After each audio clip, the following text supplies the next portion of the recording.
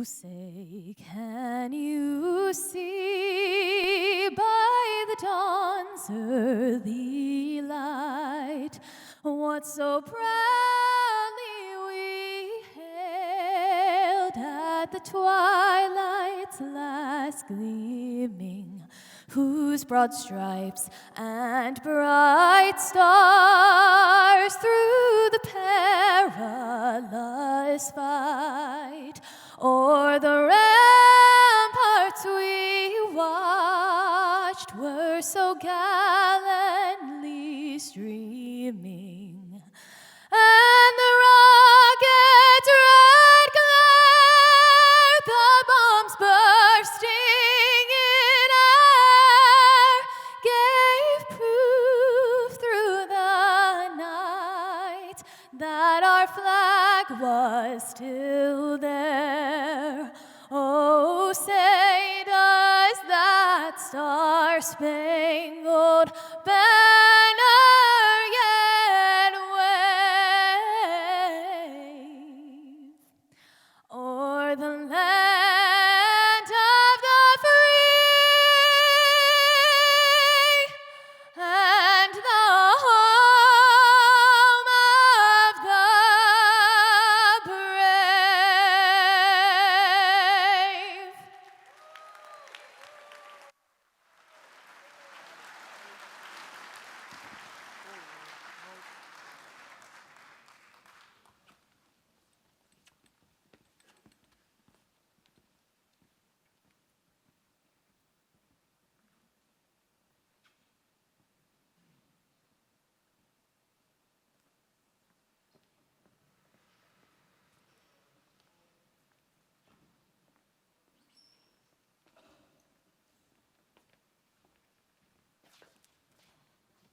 Join with me as we pray.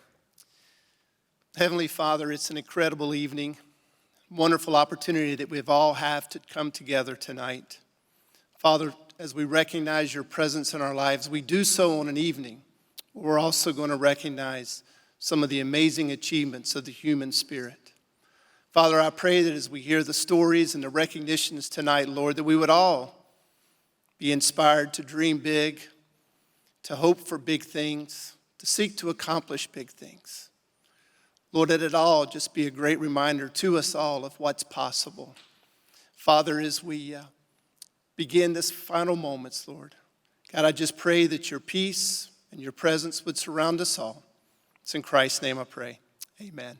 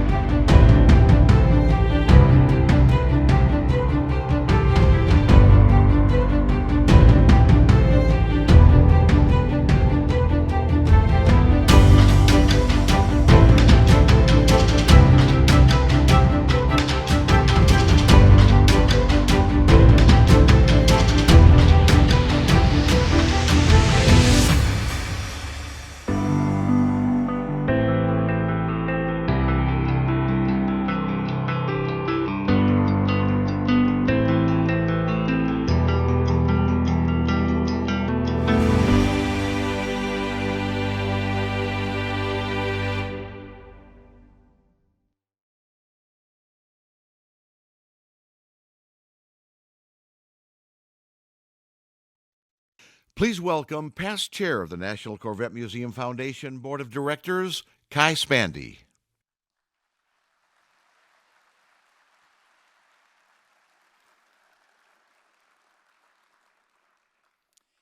Ladies and gentlemen, on behalf of the National Corvette Museum's Board of Directors and staff, we'd like to welcome you to the 2024 induction ceremony for the Corvette Hall of Fame. The Corvette Hall of Fame was created by the National Corvette Museum Board of Directors in 1998, making 2024 the 26th annual Corvette Hall of Fame induction ceremony.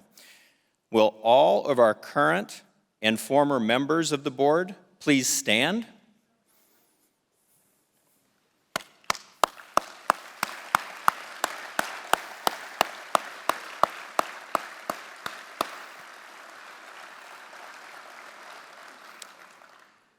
The purpose of this award is to confer the highest honor and recognition on the most influential individuals in the history of the Corvette. The award recognizes those people who have made significant contributions to their respective fields, each having reached the highest level of accomplishment. Inductees must also possess the highest standards of integrity and character to positively reflect and enhance the prestige of the Corvette. Thank you for joining us, and I hope that you enjoy tonight's celebration.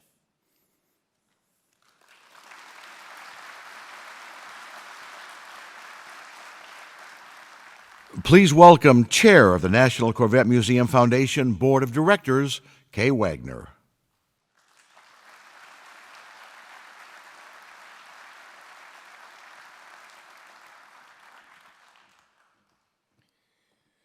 Good evening, everyone. I'm thrilled to be with you all tonight and to be part of the ceremony celebrating the lives and accomplishments of these deserving Corvette Hall of Fame members-elect. I would like to take a moment to give you a bit of insight into the rigorous and thoughtful process that goes into the selection of inductees to the Corvette Hall of Fame. The process is divided into two phases. In the first phase, the Corvette Hall of Fame nominating committee, consisting of 12 anonymous voting members, each serving 3-year terms, is vested with the responsibility of nominating a slate of Corvette Hall of Fame candidates in each of 3 categories: racing, enthusiast, and GM.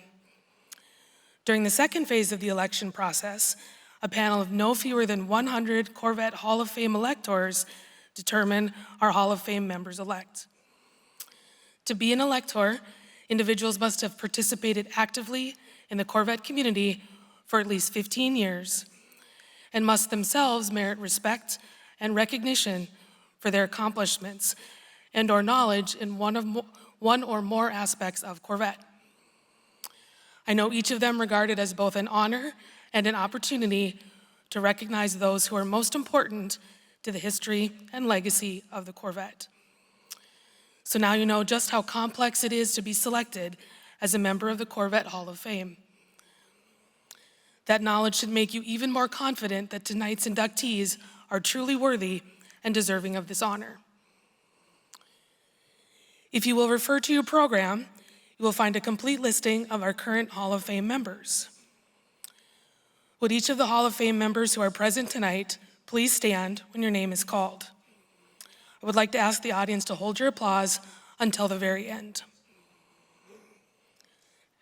Alan Barker, Ray Battellini, Karen Blandini on behalf of Dan Gale, Gary Claudio, Will Cooksey, Tony DiLorenzo, Doug Feehan, Dave Hill, Gib Huffstetter, Gordon Killebrew, Terry McManman, Johnny O'Connell, Tom Peters, Gary Pratt, Joe Spielman, Tom Wallace, Randy Whitney, and Mike Yeager.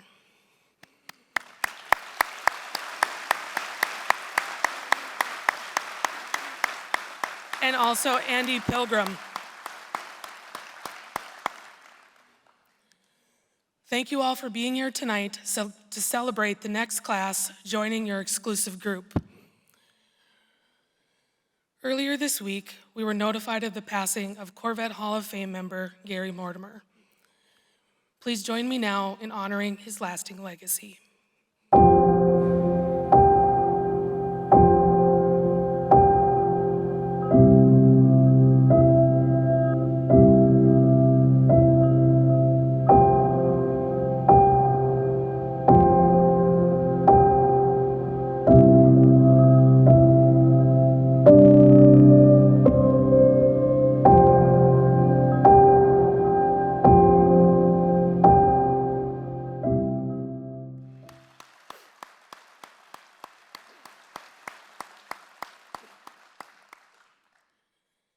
"26 years ago, the Corvette Hall of Fame was created to honor and celebrate those whose lives and careers have left an indelible mark on the history of the Corvette.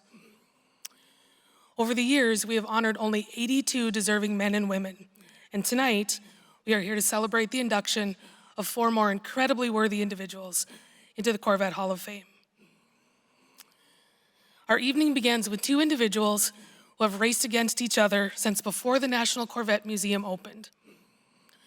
Gavin and Jan Magnussen were climbing the ranks of open-wheel racing, both dreaming of a future career in professional motorsports. As you will see, Jan and Oliver still remember that first race together and who emerged victorious. I will admit I heard this story from Oliver. I can't tell it nearly as well as he does, so I'll let him do that.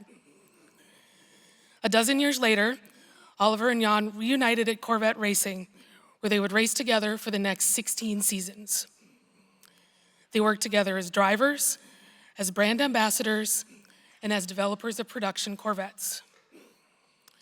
There would be many more on-track battles between Jan in the number 3 Corvette and Oliver in the number 4, both pushing each other to be at their best.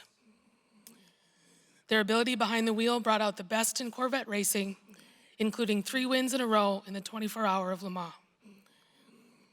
In honor of their legendary careers and all the trophies along the way, Oliver and Jan joined the Corvette Hall of Fame as our racing inductees for 2024. Ladies and gentlemen, let's take a look at Oliver Gavin and Jan Magnussen's incredible story.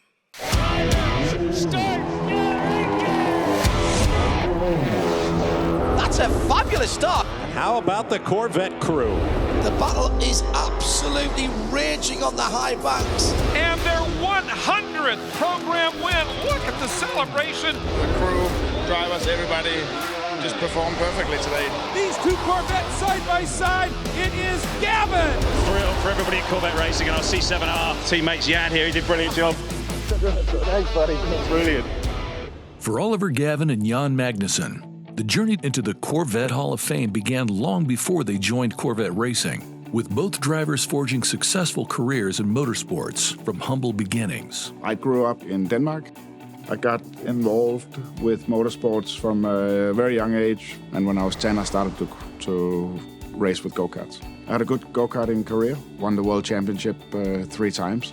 My father got my brother and I into kart racing. We had this amazing sort of childhood going all around the UK racing karts and racing a lot of the guys that I ended up racing against in cars many, many years later.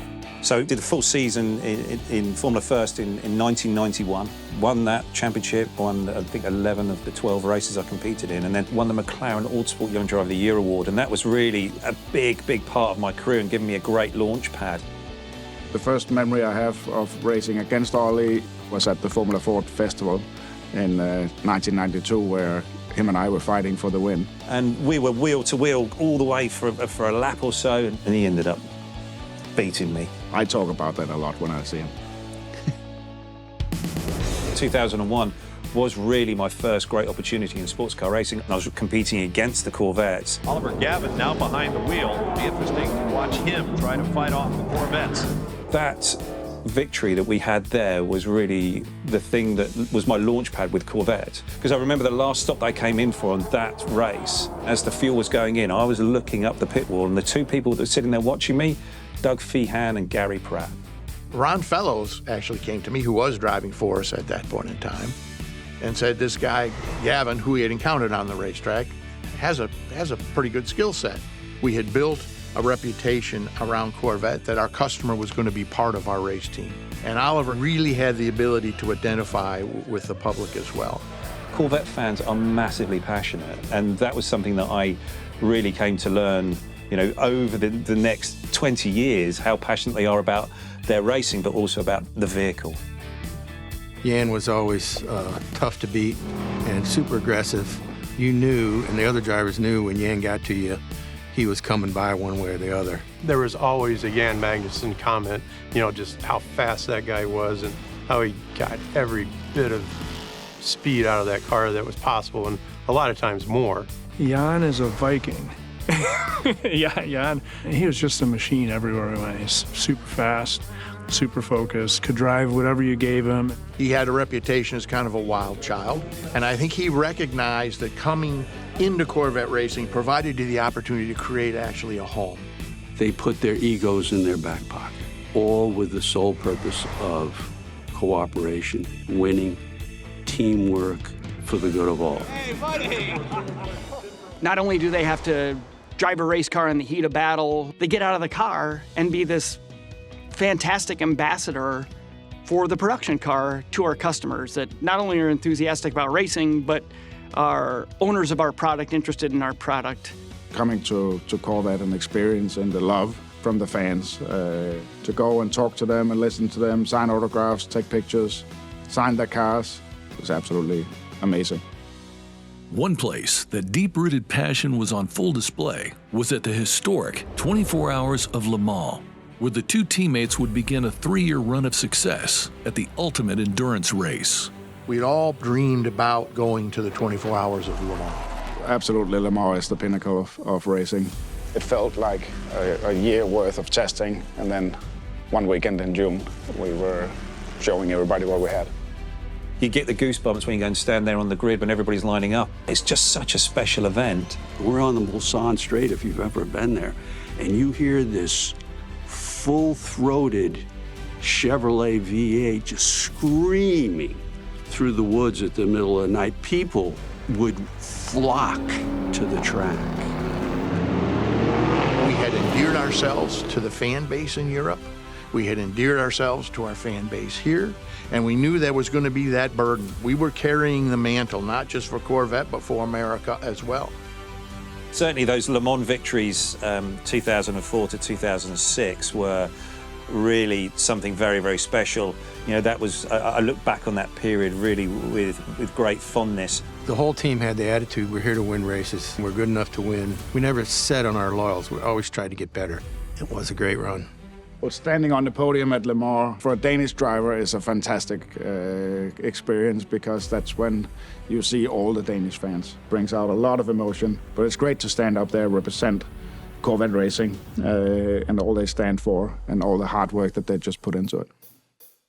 By 2007, Jan would begin to pilot the number 3 Corvette, but different cockpits wouldn't deter that same pursuit of excellence for the teammates. When we stopped driving together and we were against one another in qualifying or at the start of races, God, bloody, it was titanic battles, and sometimes, you know, he'd get the better of me or I'd get the better of him. He was super quick and he's smart, he's clever, how he drives on the track. Best thing you could do was just to outdrive him, but that wasn't always the case that you could do that. He loved to chase somebody.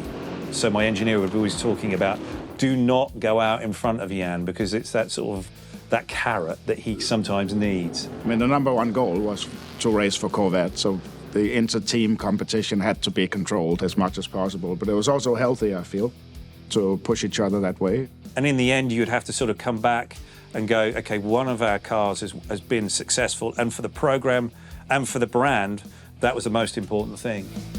And that unique dynamic was never more evident than in 2016 at the World Center of Racing.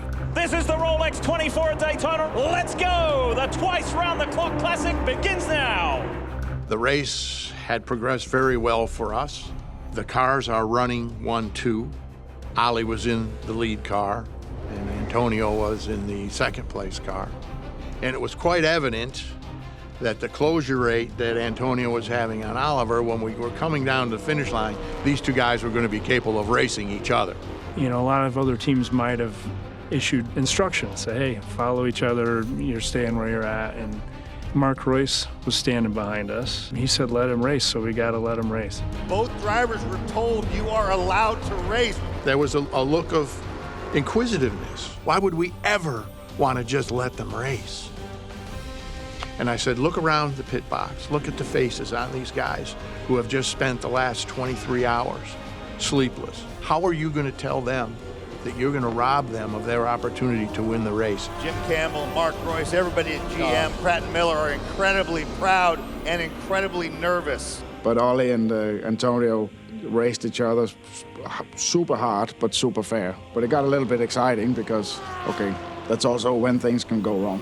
Garcia now along the outside, and that run allows him to take it down. Can he stop it? No! Oh, he's going to get inside. He's going to get him. Gavin gets back through. I remember coming off of the final bus stop chicane for the final time, And I remember doing what I would do in a go-kart, and I'll be jumping up and down, trying to make the car go faster. And I'll be sort of like willing the car on to the finish line. Here we go. This is GT Le Mans at its finest. These two Corvettes side by side at the line. It is Gavin and Corvette number 4 winning at Daytona. We were also gutted that we didn't get it. It was so close, and had the start-finish line been a little bit further down, it would have been different. But one for the history books, both for the result, but also how the team conducted itself. It also showed that the whole team really are true racers. I think it's the one that someone like Gary Pratt was the most proud of, to have both of his cars there competing like that so hard and that close together at the end of the race. I think that's one of the races he's most proud of. That dedication to the mission would continue away from the racetrack, each man working to uphold the legacy of the Corvette brand, showcasing American engineering prowess and innovation on the global stage. Both Jan and Ollie were part of development of the Corvette production car. They both can feel just as proud of their racing accomplishments as how great the production car became. I was part of the program through the development of the C8, and it was really, really interesting being part of the development of that car with all the time that was spent in the simulator getting ready for the real car and then starting track testing. I witnessed this crossover, this integration of race team and the production team. And the race drivers, they're playing the instrument and using it to its absolute pinnacle, and sometimes even pushing the limits on the racetrack. And that has huge benefits all the way around. As Oliver Gavin and Jan Magnussen are set to be inducted into the Corvette Hall of Fame for their contributions, both on and off the track, their legacy continues to inspire future generations of Corvette racers. It's not normal in motorsports that a driver stays in the same team for that long. That's also what made us great. We were here for a single goal. Everybody knew that, and it was all the right ingredients to have a great team.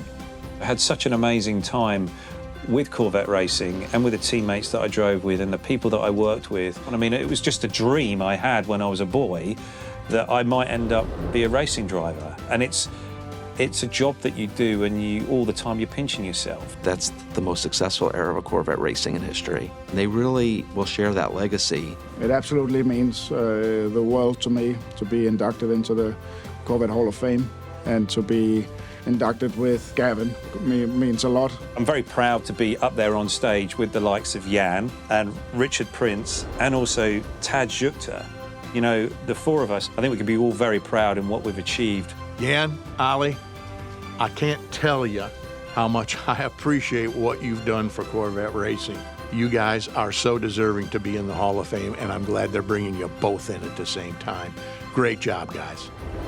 For their roles as driving forces behind Corvette Racing's dominance on the global stage, we present Oliver Gavin and Jan Magnussen into the Corvette Hall of Fame.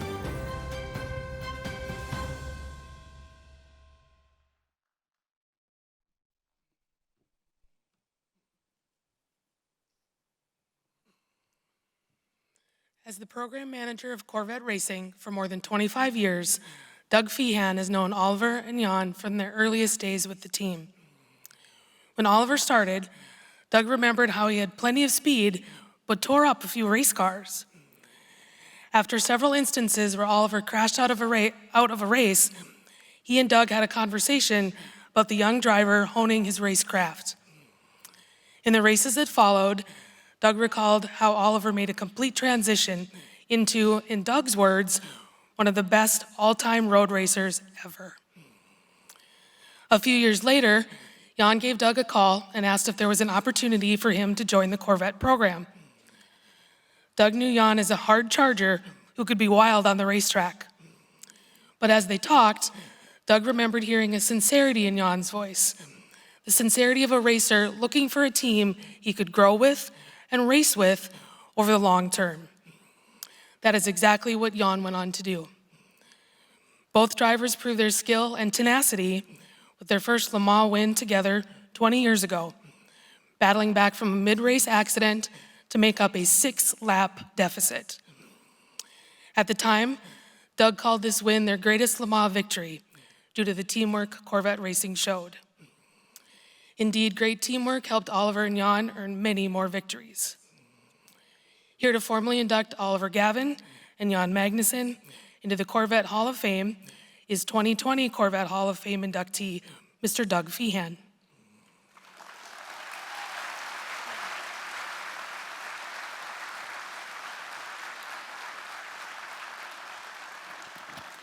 Thank you. And before I begin, I want to take a minute here and look at this august crowd, all our fans, all Corvette owners. I think we need to get our hands together for Mariah Hughes and the amazing job she has done, not only here,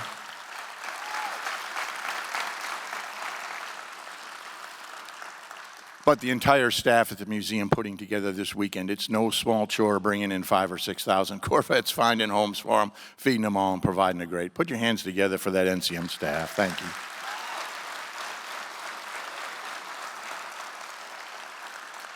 As special as this evening is for Jan and Ollie, it's also very important to me because probably for the first time in the history of the museum and the Hall of Fame, I had the opportunity to work with all three of the inductees, not just work with them, but work closely with them and work with them for extended periods of time. So obviously this is heartfelt. And you need to think about the numbers that these two guys achieved. Oliver has collected 51 victories in a Corvette, same brand, same mark, same team. That has never been approached by any race car driver in history, nor will any driver in history ever approach that again. Jan and his driving prowess has 35 victories. In and of itself is a record of sorts. They both had won the 24 Hours of Le Mans on 4 different occasions. And at one point in time, driving together, they won 3 Le Mans 24 Hours in a row. That is a testament not only to the car, the brand, the team, but also to these drivers.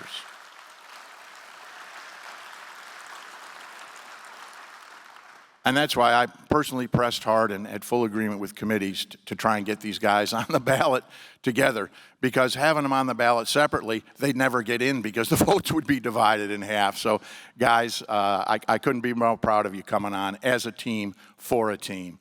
Unfortunately, Jan can't be here tonight. He's actually working, something I always had a problem getting him to do. But he's at COTA. He is now currently managing a 2-car team, all right, in road racing. They had a sponsors night. They're upgrading their program from GTD, AM to LMP. He tried his darndest to be here to the point where I offered to go down and talk to the team owner, and Jan said, no, I still want to have this job next year. So he sends along his regards. He just texted me before coming on stage. He said he's just done on the track. He's leaving now. He should be here by Tuesday, 5 p.m. So at any rate, at this point in time, I think it's all abundantly clear the prolific efforts that these guys have put forward. Oliver, part of that team for 19 years. Jan, part of the team for 17 years. Again, records that will never be equaled by any team in American or worldwide history. Oliver, come on up.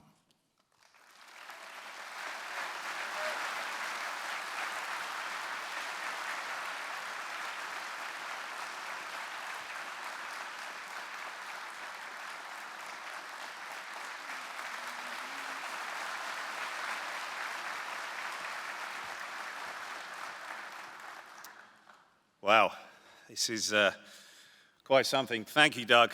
Thank you for those very kind words. But you did just want to bring one thing up here. You cheated me out of 1 Le Mans victory. I got 5. You said I got 4.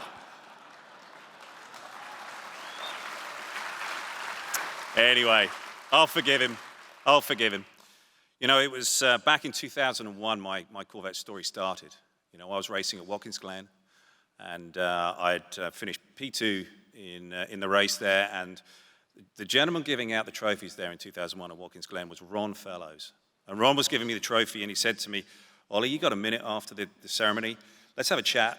And so met him behind the podium there, in Watkins Glen, and he said to me, Ollie, I think you should give this guy a call, Doug Feehan. He said, there is going to be an opening for us for you to drive with Johnny O'Connell and me next year in the number 3 car.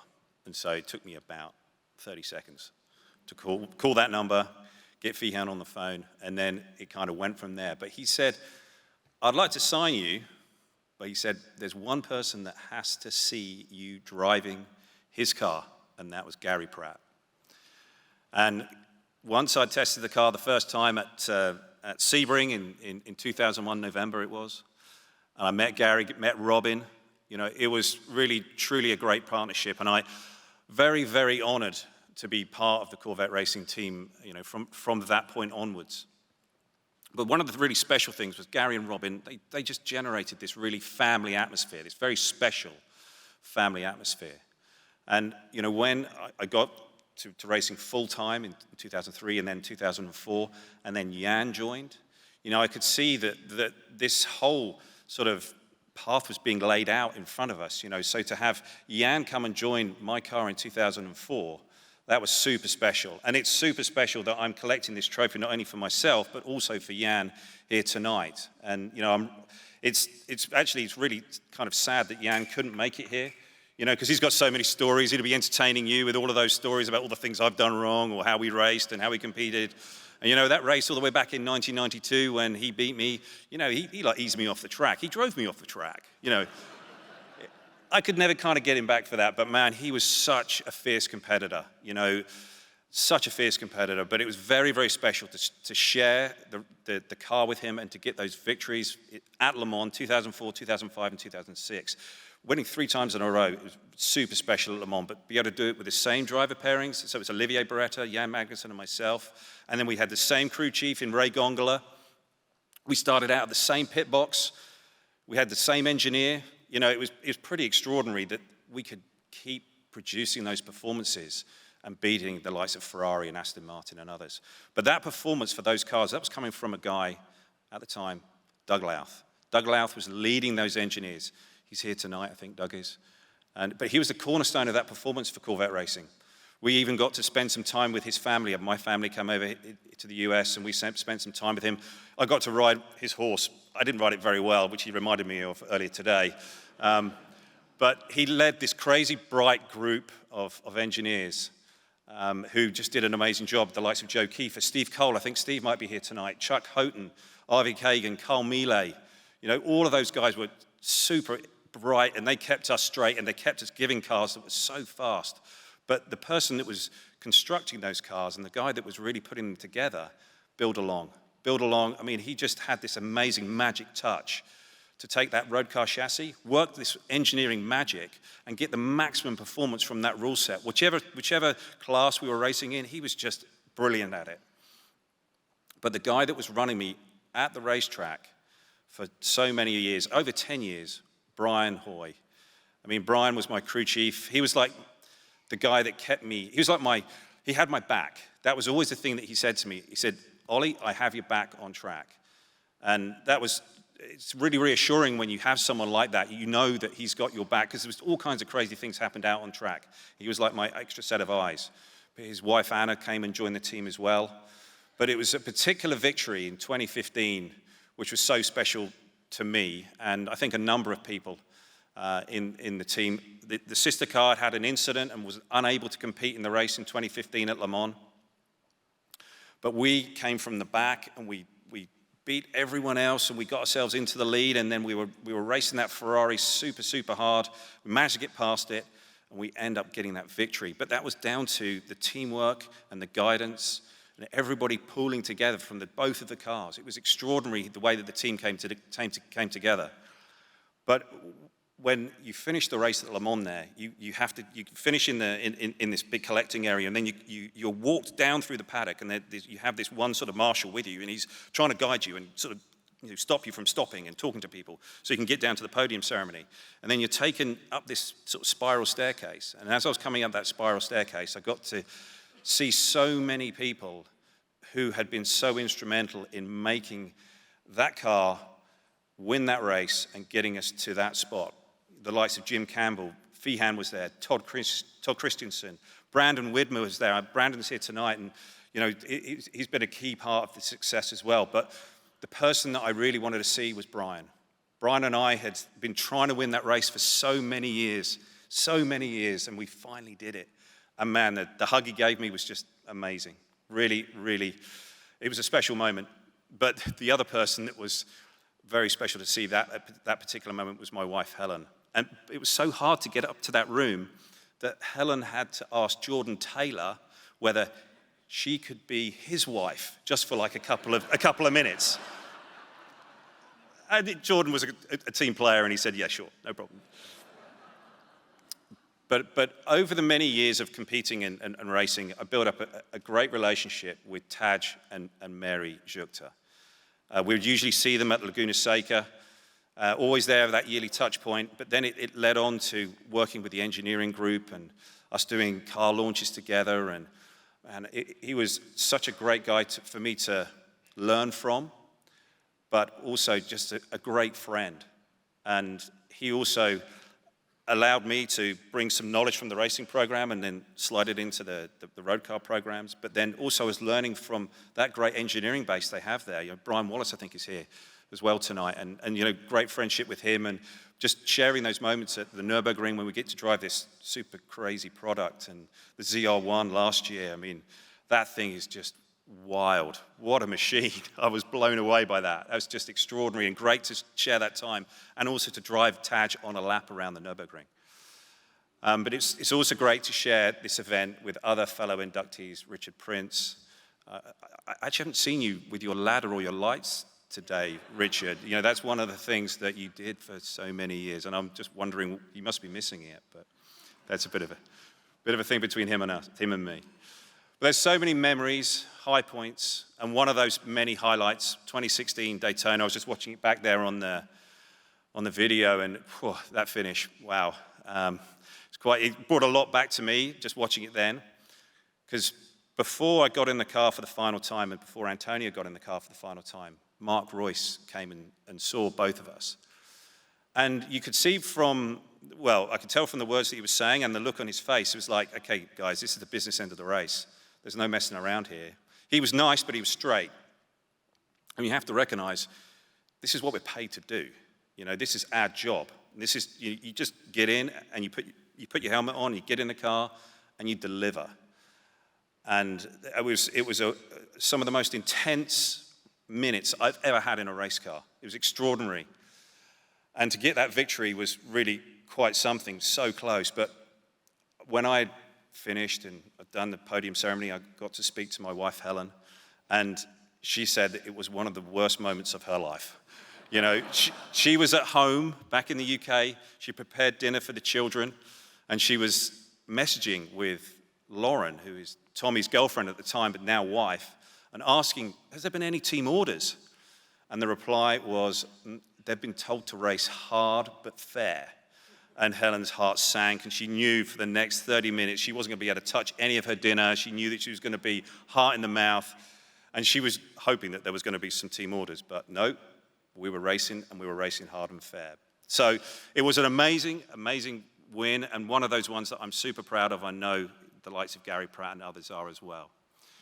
But many people have facilitated my career, and like many people in this room, there's someone very special in their life. Working through those highs and lows, help to pick you up and dust you down when things aren't quite going right and put you back in the right direction. Well, Helen has been my absolute rock of support. She's been that grounding rod. She's that reality check at times. And none of this would have happened without her and our three amazing children, Lily, Isaac, and Fergus. I love you all so much.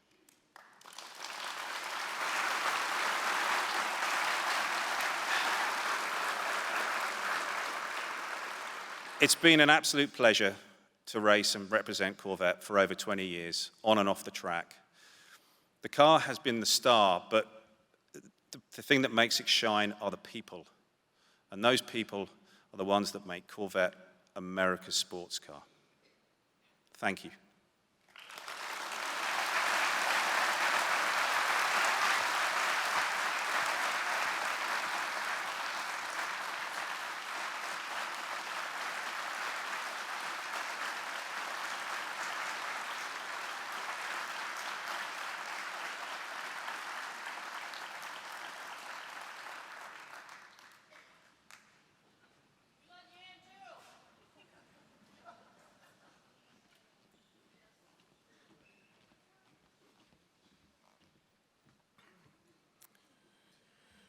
Members of the Corvette Hall of Fame typically fall into one of three categories: GM Chevrolet, Racing, and Enthusiast.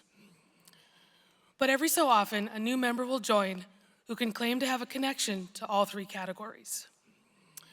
Our next inductee, Richard Prince, is one of those people. Richard may just be the Iron Man of motorsports photography. He has been a fixture at the track since the early days of Corvette racing, capturing stunning images, even when in one instance, he got a little too close to the racing action. Richard also has a close working relationship with General Motors, a relationship that he has fostered over decades. He is proud to be a Tier 1 supplier of the company, a status that gives him the same distinction as several global corporations. Tonight, we honor Richard as an enthusiast most of all. It is his lifelong enthusiasm for the Corvette, a passion he has shared with his wife Carolyn since the early days of their relationship, that launched a multifaceted career in automotive restoration, journalism, and photography. His expertise and love of the craft are what keep him coming back to the racetrack.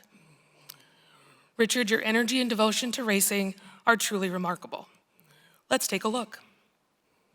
The Corvette, with its sleek lines and powerful presence, epitomizes the American spirit of innovation, freedom, and adventure. Through just a simple photograph, it transforms into a visual narrative, preserving its legacy for future generations. Each image captures not just a car, but a moment in history. And perhaps nobody has played a more pivotal role in capturing that history than journalist and photographer Richard Prince. I was born in 1963. I grew up around cool cars, and what really got me focused on Corvettes in general and on C2s in particular was a magazine article. It was a 1967 Corvette, and I couldn't wait to get a job. Start saving my money to buy one of these, all focused on that goal. I'm gonna own one of these cars, and I did. I met somebody with very curly hair that had something to do with Corvettes. I loved cars my whole life. So he just converted the Porsche gene to a Corvette gene. Cars were a mutual interest right from the start, so that's something that helped nurture that relationship. We wound up going to his senior prom in a nice silver 66 convertible Corvette. Every car's got a story. I actually, by myself, got on a Greyhound bus and went from New York to Knoxville, Tennessee, with every penny I had saved to go to a big Corvette event there called the Corvette Expo. I bought that 66 in Knoxville and drove it back to New York. From there, he progressively got nicer and nicer cars. He had a 69 427 car that was a Bloomington Gold car. It was gorgeous. We called it the Pumpkin. I just fell in love with cars and with him. They would spend countless hours together, breathing new life into the cars they found, turning worn-out classics into show-stopping beauties. He helped me buy my first Corvette. We were going to do body-off restoration on it. We had nowhere to do it, so we did it in my parents' driveway. My in-laws thought the neighbors are going to ostracize us. Nobody will ever speak to us again. Look what we've done. We brought everybody's property values down. It was actually quite the opposite. The neighbors became fascinated. Everybody in the neighborhood would come by. They didn't believe the car would ever go back together. That cemented, this is nice, restoring cars. I thought we'd be better off just keeping it a hobby. But she was tenacious. She didn't want to hear no. Richard and his wife turned their passion into a thriving business, specializing in restoring classic Corvettes, drawing clients from all over the country. He knows his stuff inside and out. And it's like, look, you have to have gone through what he went through, you know, owning a restoration shop, working on Corvettes, to have that kind of understanding. I wrote a letter to the editor of Vet magazine, Randy Riggs. He was interested in what I wrote, and he wanted to know would I write for the magazine. No, I'm not the writer in the family. You want to talk to my husband. And he said, what a coincidence. I'm looking for somebody to write a column every month, and I want somebody who has deep hands-on experience with the cars. Would you be interested? To my great fortune, Randy Riggs was an established, very talented photographer, and he was very patient with me. So he helped me to quickly understand the basics of photographing cars. My wife and I found, bought, and restored a very well-known 1967 Corvette. It's one of 20 factory L88 cars. It was bought new by the Sunray DX Oil Company, specifically for their road racing program. This car was the single ugliest Corvette on the planet, bar none, when we saw it. It was the large displacement GT winner at the 12 Hours of Sebring in 1967. We restored it back to that time period. It's probably the single greatest C2 1963 to 67 Corvette, period. And we, just on a whim, decided to commission a painter to produce a painting of that car for our own enjoyment. I was with two friends, members of the Automotive Fine Arts Society. We were at a show in Detroit, and Charlie Maher, one of the other members of AFAS, had a lovely painting of a 67 Corvette Coupe, red, white, and blue. And it was striking. It was magnificent. So I talked to Charlie about purchasing it. And he said, commission piece done by me for a couple in New York, the Princes. So he got in contact with Richard. They didn't know each other. They developed a level of trust between the two of them. Gary said, I really need to borrow your car. Richard said, okay. That's what kicked off the entire Corvette relationship. But the deal was, because he's a New Yorker like myself, I want to be embedded with the team. So that's how Richard got involved with us, through Charlie Maher's painting that I happened to fall in love with, and the rascal still never sold it to me. None of us knew Richard. You know, it was just this guy coming around, another photographer, just always taking pictures. You could see quickly how dedicated he was and how much he really cared about the Corvette history, and it means a lot to him. And he always anticipated to be at the right place at the right time to catch that perfect action shot of Corvette or the crew or the pit stop. The photograph that comes to my mind all the time is back to that 2016 finish where you saw those two cars coming over the line together. He's got one with the two cars coming over the line for our first victory at Le Mans. I mean, when you see those photographs and you have experienced that, you have a complete chapter written in your mind that is inspired by looking at that one picture. Super talented guy. He made us and our cars look great. Just some beautiful artistic images that he would get. After 9/11, we decided to dedicate our cars to the fallen in New York. The photographs that he took of those cars were symbolic of unity, standing together, respect for the fallen. Richard is just a part of the team as anybody who engineers the car, who drives the car, who manages the program. He's just on the roster. Richard's dedicated just like the whole team was through the whole process, so he fit in great. We tease him all the time about how much time it takes him to set up a photograph. You know, my Social Security's gonna run out before we get this picture taken, okay? But at the end of the day, when you look at what the final product is, he makes us proud to be part of that picture. Richard takes a lot of risks to get the best shot, the shot that you wouldn't expect him to be able to get. We're at VIR one year, and he's in a photographer area, but car happened to come in right where he was at. The wall gave way or moved enough to where it actually hit Richard. I looked up, saw it coming, and I had about a second before the moment of impact to react, and then the car struck the crash barrier. So I was struck by a steel I-beam. Maybe 10 minutes later, I'm in the car driving, and he called. And I thought, uh-oh, this isn't good. I said there was a crash at the end of the race. Unfortunately, I was kind of caught up in that crash a little bit. But I think I'm okay, and she lost her mind. She was screaming, "Don't lie to me," because she sensed that I was maybe not being 100% honest with her. And then we lost the phone signal. And it wasn't until hours later that I heard from him, and everybody clued me in as to what was happening. The surgeon arrived, and she described the procedure, and I said, that is utterly barbaric. No, thank you. Give me another option. And this is burned in my memory. She looked at her watch, and she said, you have two options. Either you agree to a chest tube, or you will be dead within 30 minutes. And I said, doctor, I'll take the chest tube. He was in the hospital for 3 days. The Corvette race team sent one of the team members to go pick him up at the hospital with these instructions to take him directly back to the hotel. And Richard basically threatened the guy and said, take me to the track.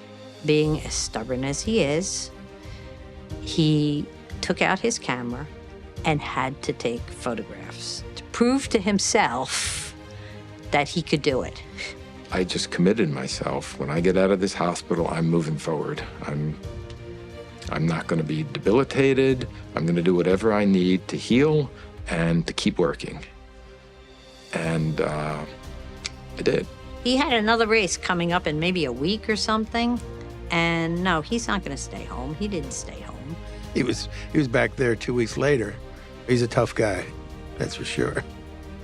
When we race for a couple reasons, and one of the key ones is we race to tell the world about Corvette and to show our brand as strong, durable, fast, successful, able to compete up against the best and win. Richard, in the photography, tells that story. Richard's dedication to mission is unquestioned. Richard, as an enthusiast, is the quintessential model by which enthusiasts should be judged. He's written several books, I think 4 or 5 books. His latest one, Corvette 70 Years, the one and only.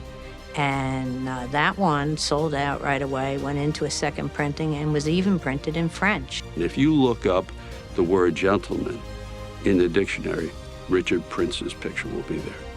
A life built on speed, precision, and an unyielding love for the road, yet deeply rooted in a simple, unchanging passion of a sports car. When you look at Richard's body of work, when it comes to the Corvette hobby, there's nobody like it. That's why he deserves to be in the Hall of Fame. The fact that these people who I work with and I play with and I spend time with and who I really do love made that choice to induct me is what really means the most to me. He's just happy. He's happy doing what he does, and I'm proud of him. He lives Corvette, he breathes Corvette, he loves Corvette. There's not a greater enthusiast on this planet than Richard Prince. For his role in documenting the legacy of the Corvette with unparalleled artistry and commitment, we welcome Richard Prince into the Corvette Hall of Fame.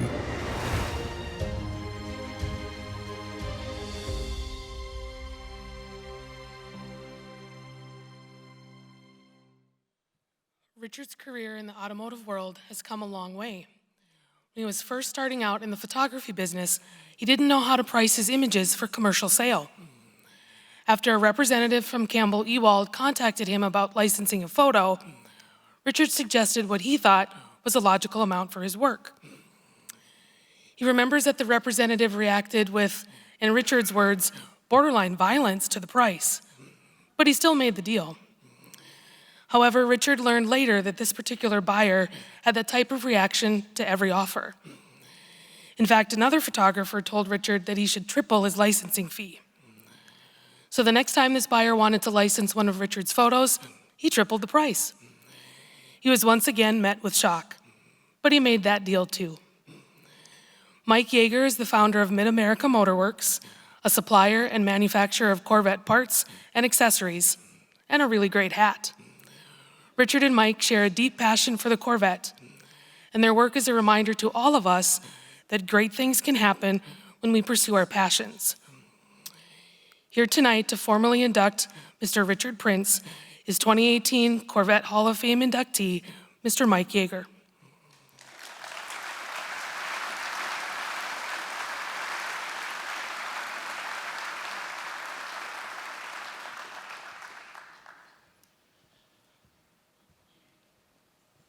Wow, what a beautiful facility.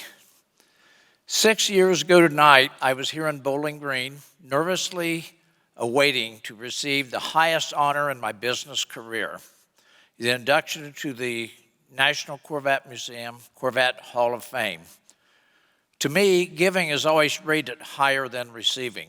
Well, tonight, I have the privilege of presenting that same recognition to a young man I have known since the early 1980s. I have known Richard Prince as a retail customer, a business-to-business restoration customer, a Bloomington Gold NCRS top flight show car entrant, a restorer and collector of rare and historic race cars, a monthly writer for Vette magazine, as an editorial photographer and contributor to Corvette magazine, Corvette Fever, Corvette News, Corvette Quarterly, Vette magazine, and Corvette magazine, as well as numerous other automotive publications. Richard has also written 5 Corvette books, the most recent, Corvette 70 Years, the one and only, and just recently, a few weeks ago, like at Corvettes at Carlisle, Corvette Stingray, the mid-engine evolution. Throughout Richard's career, each aspect of his Corvette enthusiasm was approached and conquered to the highest level of detail. Richard's photographic historical documentation of the inaugural C5R program started in early 1997, and to me, the highlight of that early program was when Richard photographed that first 1999 C5R Corvette at the 24-hour race at Daytona, as Mid-America was proud to be one of the original C5R team sponsors. From that first race, Richard has photographed every Corvette race program until a recent dual-continent, dual-schedule race conflicted and broke that amazing photographic excellence. So tonight, Richard, culminating from all of the above into this single moment, it is a great honor and sincere friendship that I present to you, Richard, as the Corvette Hall of Fame Class of 2024, this well-deserved symbol of recognition to your dedication to Corvette. Michael, please, Richard, please come to the stage. I'm already up here.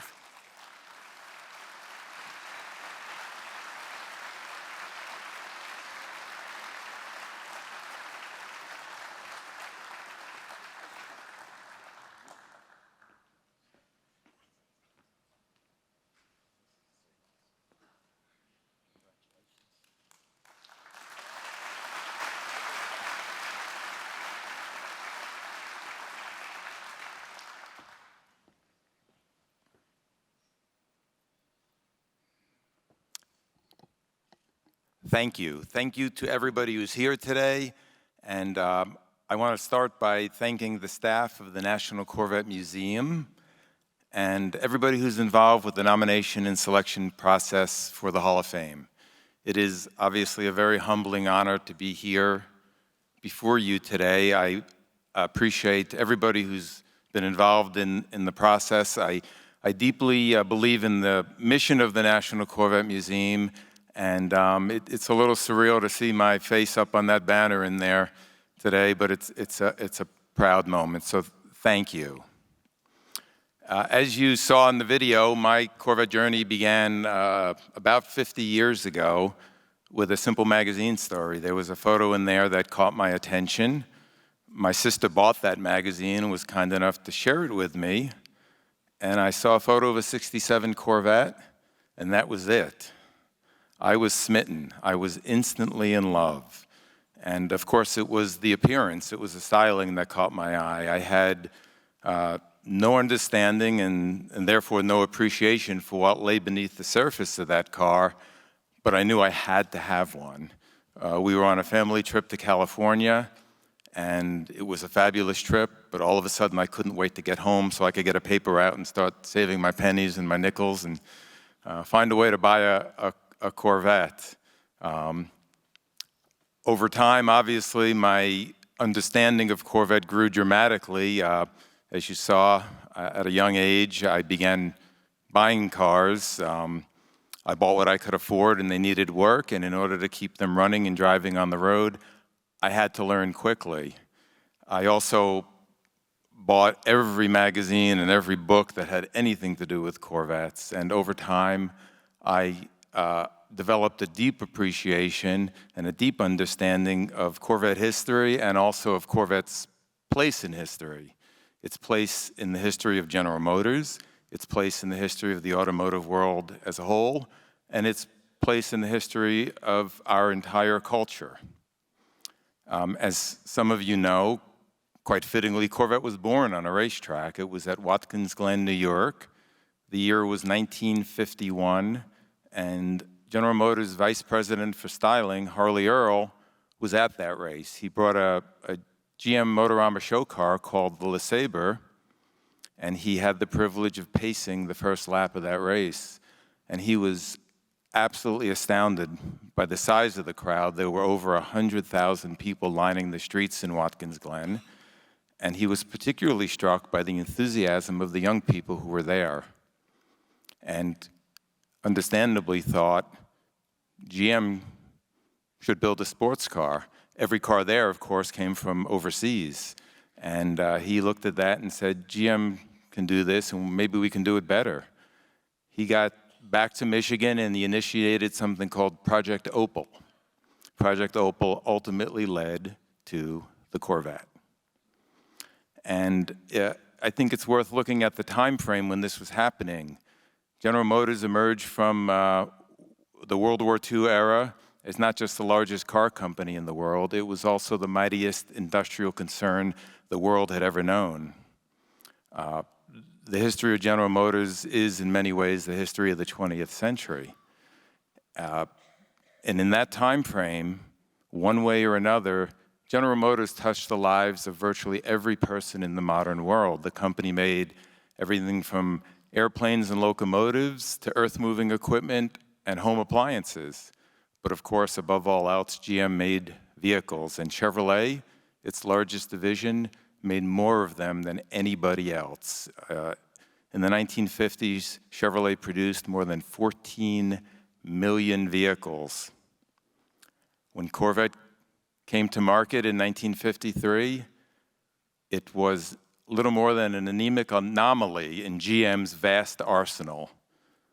But through the hard work and the vision of a small number of people who believed in the car and believed in the car's value to the company, it was transformed. By the end of the 1950s, Corvette was a viable product in the marketplace, and it was a force to be reckoned with in production car racing.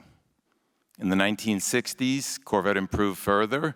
It won the muscle car war, and it set a styling standard that precious few could equal and nobody could exceed. The 1970s were difficult. Corvette survived strangling emissions, safety and fuel requirements from Washington, and lived to fight another day. Thank you to a lot of the people who are here with us today.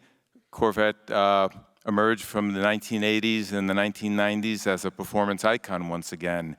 It fought off fierce competition from Germany, Japan, England, Italy, and elsewhere, and set new standards for performance that others struggled to equal. In the 25 or so years since then, Corvette, again, through the tremendous hard work of people like Tadge and others who are with us here this evening, Corvette matured into a true supercar in every measure, except for the supercar price. It has, for 72 years, out-engineered, out-styled, and outlasted every single competitor. And a most remarkable thing has happened as a result of that. Corvette today so thoroughly permeates our collective consciousness and is so integral to the lives of so many people that it transcends the status of a mere car. It is, in many ways, a living, breathing organism, and for millions of people around the world, and for many of you here tonight, it's a cherished member of your family. And that doesn't happen by accident. Again, it happens because of the people who are here tonight with us and the people all over the world who work on this car. From the Manhattan skyline to the Pacific Coast Highway, from the Canadian Rockies to the Gulf of Mexico, from a tortuous airport circuit in the Central Florida city of Sebring to overall victory on the high banks of Daytona, from small town drag strips across this great nation of ours to the vast expanses of the Bonneville Salt Flats, from Main Street, USA, to every major racetrack in the world, including the most famous of them all, the one in the medieval city of Le Mans. Corvette is today recognized, respected, and beloved for exactly what it is. It's an American cultural icon, it's the flagship of General Motors, and quite simply stated, it's the best production car the world has ever known.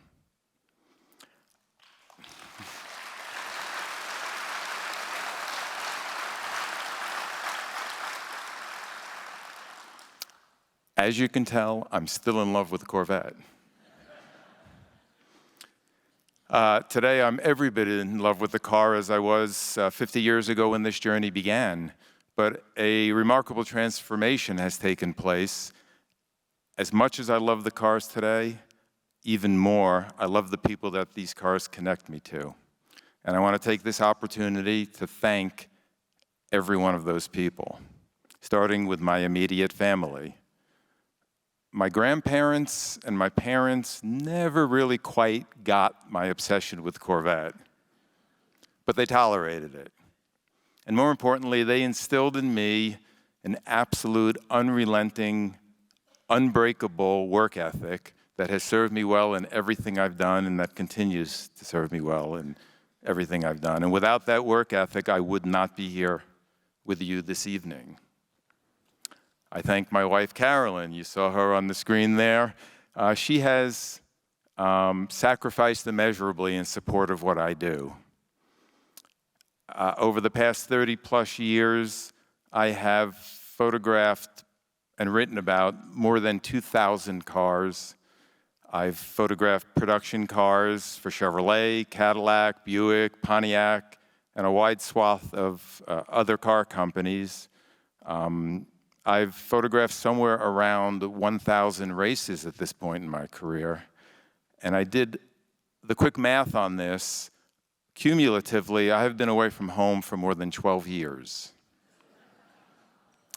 While I was away from home in Europe, Asia, the West Coast, the East Coast, everywhere but home, she was home, taking care of our son Michael, taking care of our home, taking care of our beloved puppies, round of applause for Buckwheat. Taking care of our beloved car collection, taking care of family matters. It's not an understatement or an exaggeration to say that she deserves to be up here more than I do in many ways. That day at VIR was challenging, to say the least, but it was way, way more difficult for her than it was for me. This is going to sound odd. I felt an incredible serenity from the moment it happened all the way through. My hands were tied. I had no control over it. My fate was in the hands of the doctors and in Almighty God above, and I was at peace with that. She was 500 miles away wondering what the hell's going on, and it was a terrible time. And I'll say one more thing about that. For many years, she was worried that I was going to get hit by a race car. And for many years, I told her, that's just absolutely ridiculous. What are the chances? It's not going to be anything so sexy. I'm going to fall off a ladder at a racetrack. I have to admit she was right, as difficult as that is. So without my wife's love and support, I would not be here today, and none of this would have happened. I thank my son Michael, who is here with us today. When Michael was born and the years that immediately followed that, I was working at a pace that defied the laws of physics. In in each year, in a single year, I was photographing and writing about between 60 and 70 enthusiast cars for magazines. I was photographing new cars for GM, for other car companies.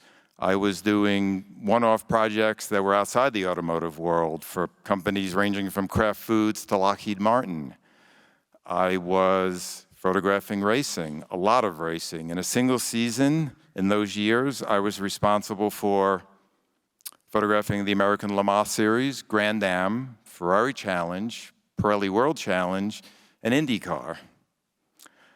In addition, I photographed select Formula One races, several tests for Corvette and Cadillac, and of course the 24 Hours of Le Mans. So in his early years, my son grew up thinking that everybody's father was far away for 300 days out of the year. And so he has sacrificed immeasurably. Not surprisingly, he is a car enthusiast, though as some of you who are following our twin-turbo V12 rebuild project will know, sometimes our tastes diverge a little bit. But he, of course, growing up in the household he grew up in, could not help but love cars. In an interesting reversal of roles, however, he today is more often than not the voice of reason in our house when it comes to cars. When he was a little boy and we were in a store and he picked up something off the shelf that we didn't want him to have, Carolyn or I would say to him, "No, put it back." Today, when Carolyn and I are staring at a computer screen and there's yet another vintage Corvette that we're drooling over, conspiring to buy, trying to figure out where we're going to find the time, the space, and the money, Michael says, "No, put it back." I thank my sister Jamie, who's here tonight.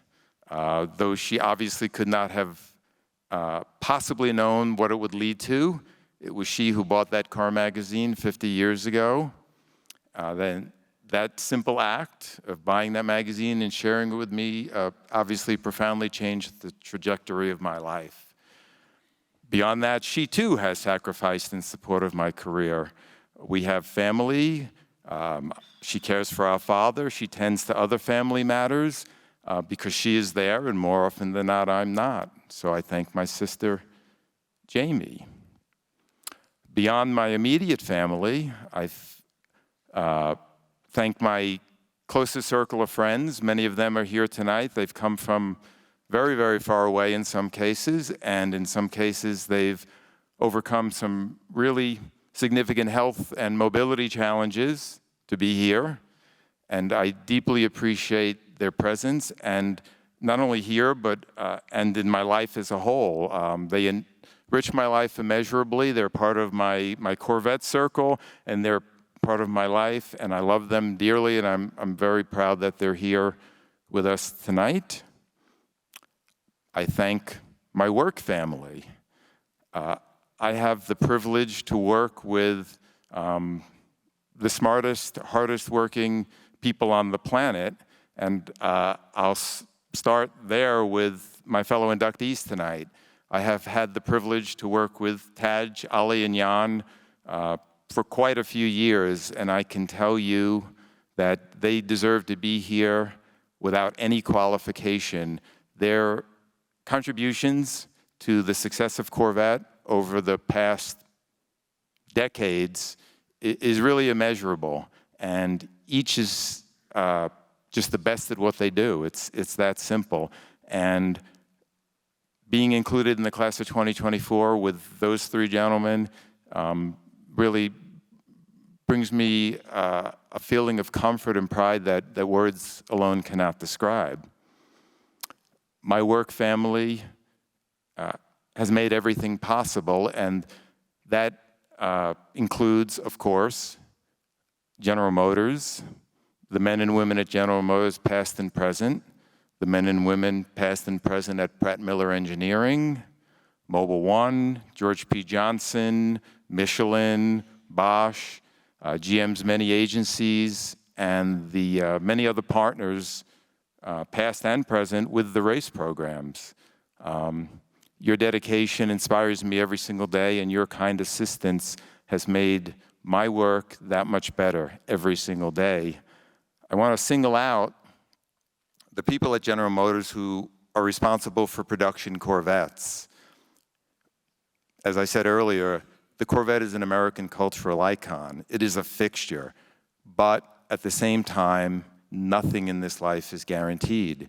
And Corvette has always had a certain fragility, if for no other reason, just because of the sheer production numbers. You have a company that makes vehicles ranging from transportation to the most special and luxurious and powerful vehicles in the world. But when you have a company that's making vehicles by the millions, a car that's made in the thousands is fragile. It's just that simple.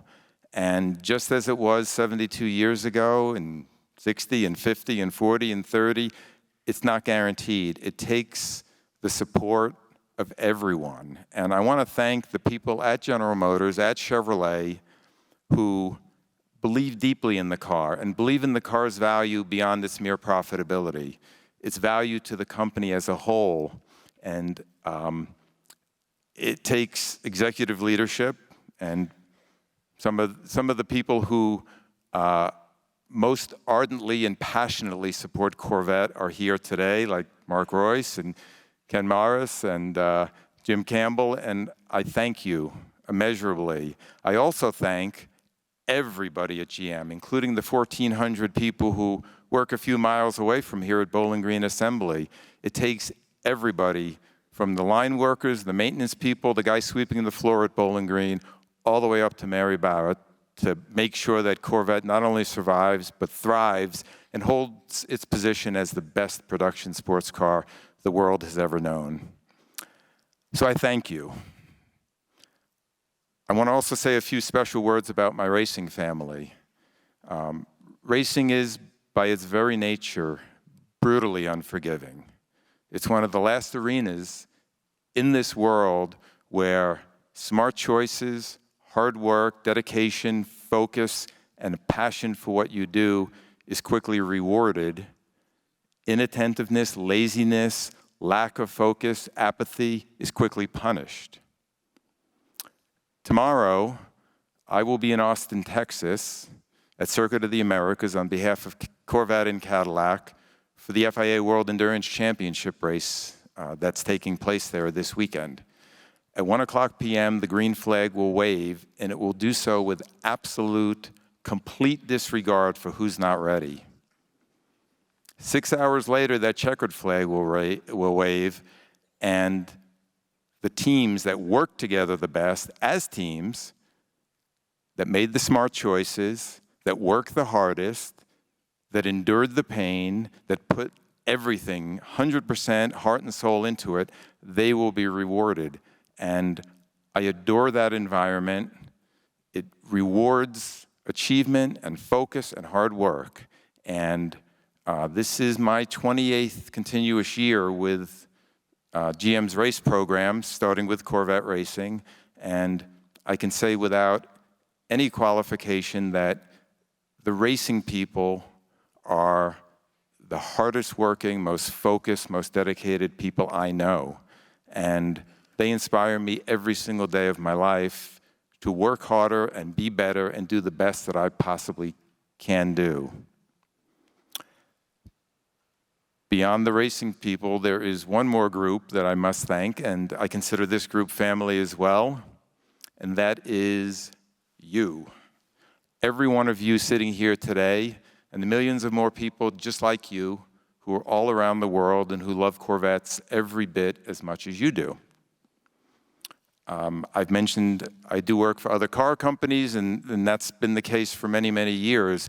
And after 30-plus years, I have had the privilege to work for most of the world's major car makers, including some of the most iconic performance brands like Audi, Aston Martin, Bentley, Lexus, Lotus, Ferrari, Porsche, Mercedes.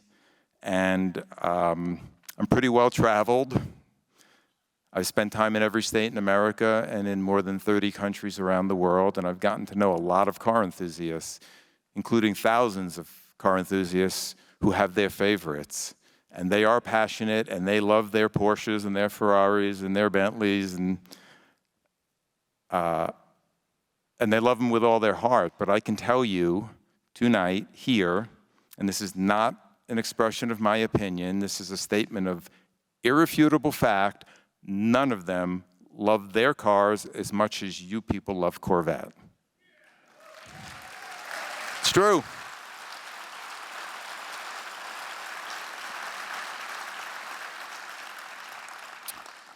You are the Corvette Nation, and your enthusiasm and your fierce loyalty to General Motors as a whole and to the Corvette brand in particular is the foundation upon which my entire career has been built.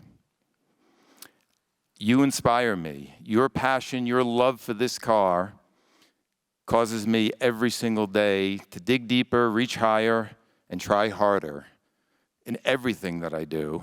And your support has made my work immeasurably better. And I want to say one more thing in that regard. When I first learned that I was nominated and then learned that I was inducted into the Hall of Fame, I thought, I'm just way too young for that. This is an honor that comes at the end of one's career, not at the beginning. Of course, the math tells us a different story. This is not the beginning of my journey.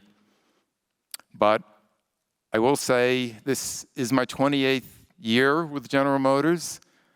28's an odd number, 29's an odd number, 50's an even number. I'm going to keep going as long as I possibly can, and I could not keep going if it were not for you, all of you, if it were not for the Corvette Nation. So I want to thank you tonight from the deepest recesses of my heart for all of the many blessings in this life that you have given to me and my family. Thank you.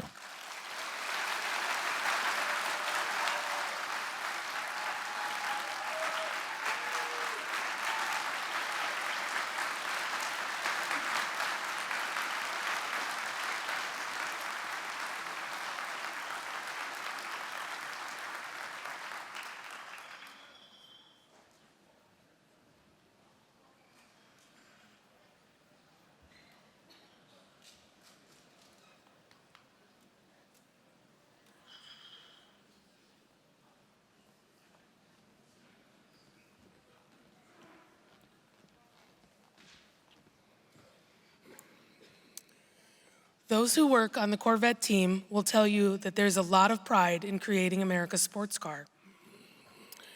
You will hear our next Corvette Hall of Fame inductee, Tadge Juechter, tell you that, of course, he is proud of the work he has done on the Corvette. As Corvette's executive chief engineer, Tadge led the way in developing both the 7th and 8th generation Corvettes, including the launch of the mid-engine Stingray in 2020. But most of all, you will hear Tadge say that he is proud of the team. Following Tadge's retirement last month, there should be no doubt that those feelings of pride are reciprocated among his colleagues. Those who have worked with Tadge over the years know him as a talented engineer, a natural leader, and a supportive friend. Tadge has built his reputation over a 45-year career with General Motors, including 31 on the Corvette team. Tonight, we honor Tadge as our GM Chevrolet inductee for 2024, not only because of the enormous impact he has made on the Corvette, but also for the lasting impression he has made on the team that gives him so much pride. Ladies and gentlemen, let's learn more about Tadge's story.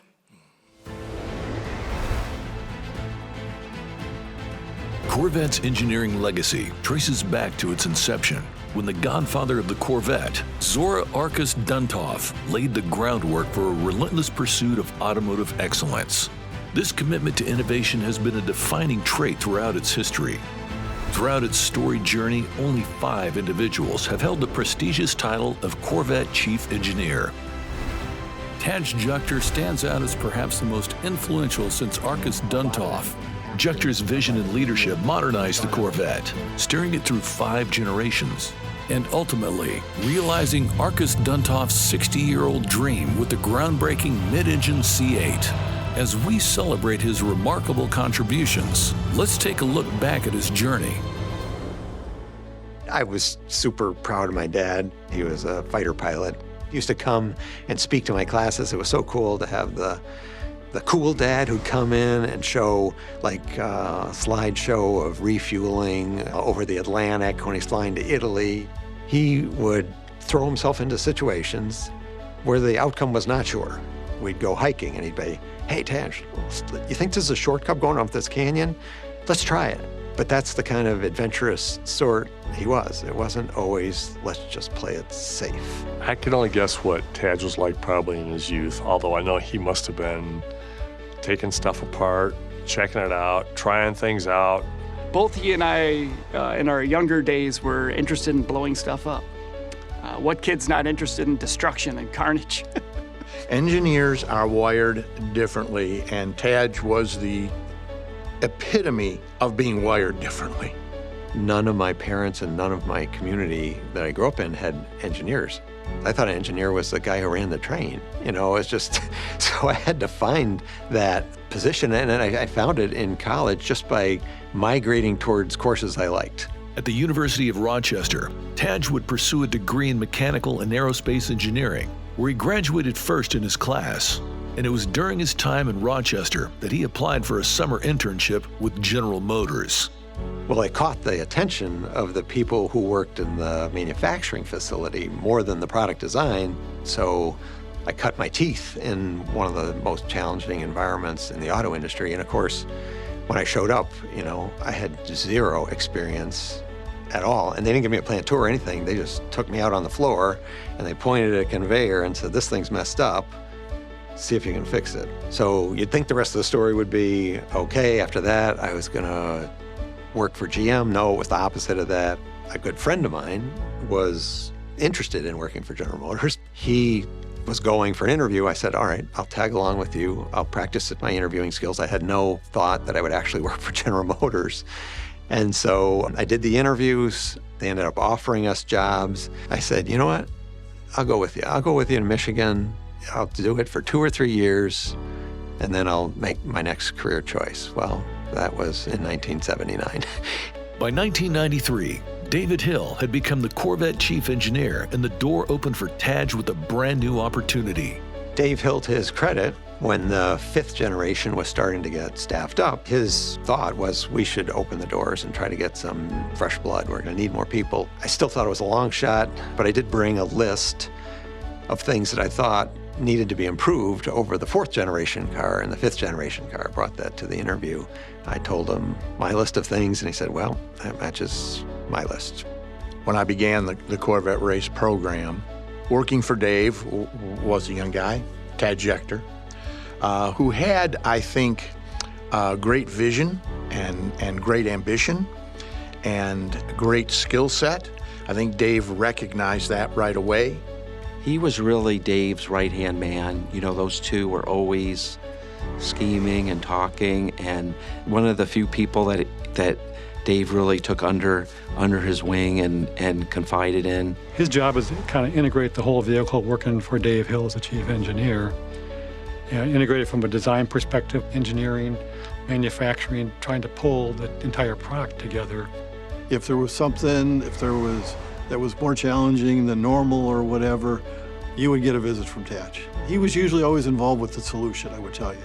I watched Dave earn his money, make a difference every single day, and cause the car to be great as an individual. And that showed me completely that your job is not what you define it as or what your boss defines it as. Your job is team success. Whatever it takes, your job is to get the best product into the hands of the customers. After Dave retired, Bob Lutz was kind of in control, and hearsay was that they weren't going to promote anybody or put any new to replace Dave Hill, so Tom Wallace was a natural plug and play. And we had actually started working on a mid-engine car. To Tom's credit, he came in and saw the job I was doing as assistant chief at that time, and he went to Bob Lutz and he said, Bob, Tadge is the chief engineer. The transition was marked by continued success for the Corvette brand, along with a fresh and innovative approach to help take it to the next level. When I first met Tadge, I was a young engineer working on a computer, and it was the C5 body structure. And Tadge literally would spend hours with me at the computer, looking at what we were doing, taking our next steps. How many assistant chief engineers spend that kind of time with you?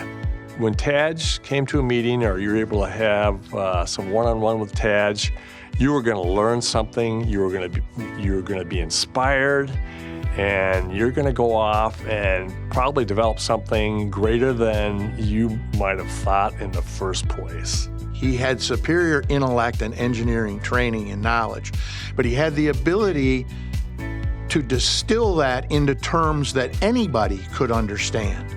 The economic recession in the late 2000s would have an impact on the entire industry and would cause delays in the brand's 7th generation. The C7 was supposed to be a mid-engine car, and we were at the beginning stages, but working hard. It was legitimate. It was supported by leadership. Right before the bankruptcy, I got a call from one of my bosses who said, well, it wasn't even on the agenda to talk about, but as a roundtable item, it was brought up that, do we feel right about doing a new Corvette given how much financial strain the whole industry is in? And people said, yeah, it's probably not the right time. And so they just called me and said, cease and desist, stop.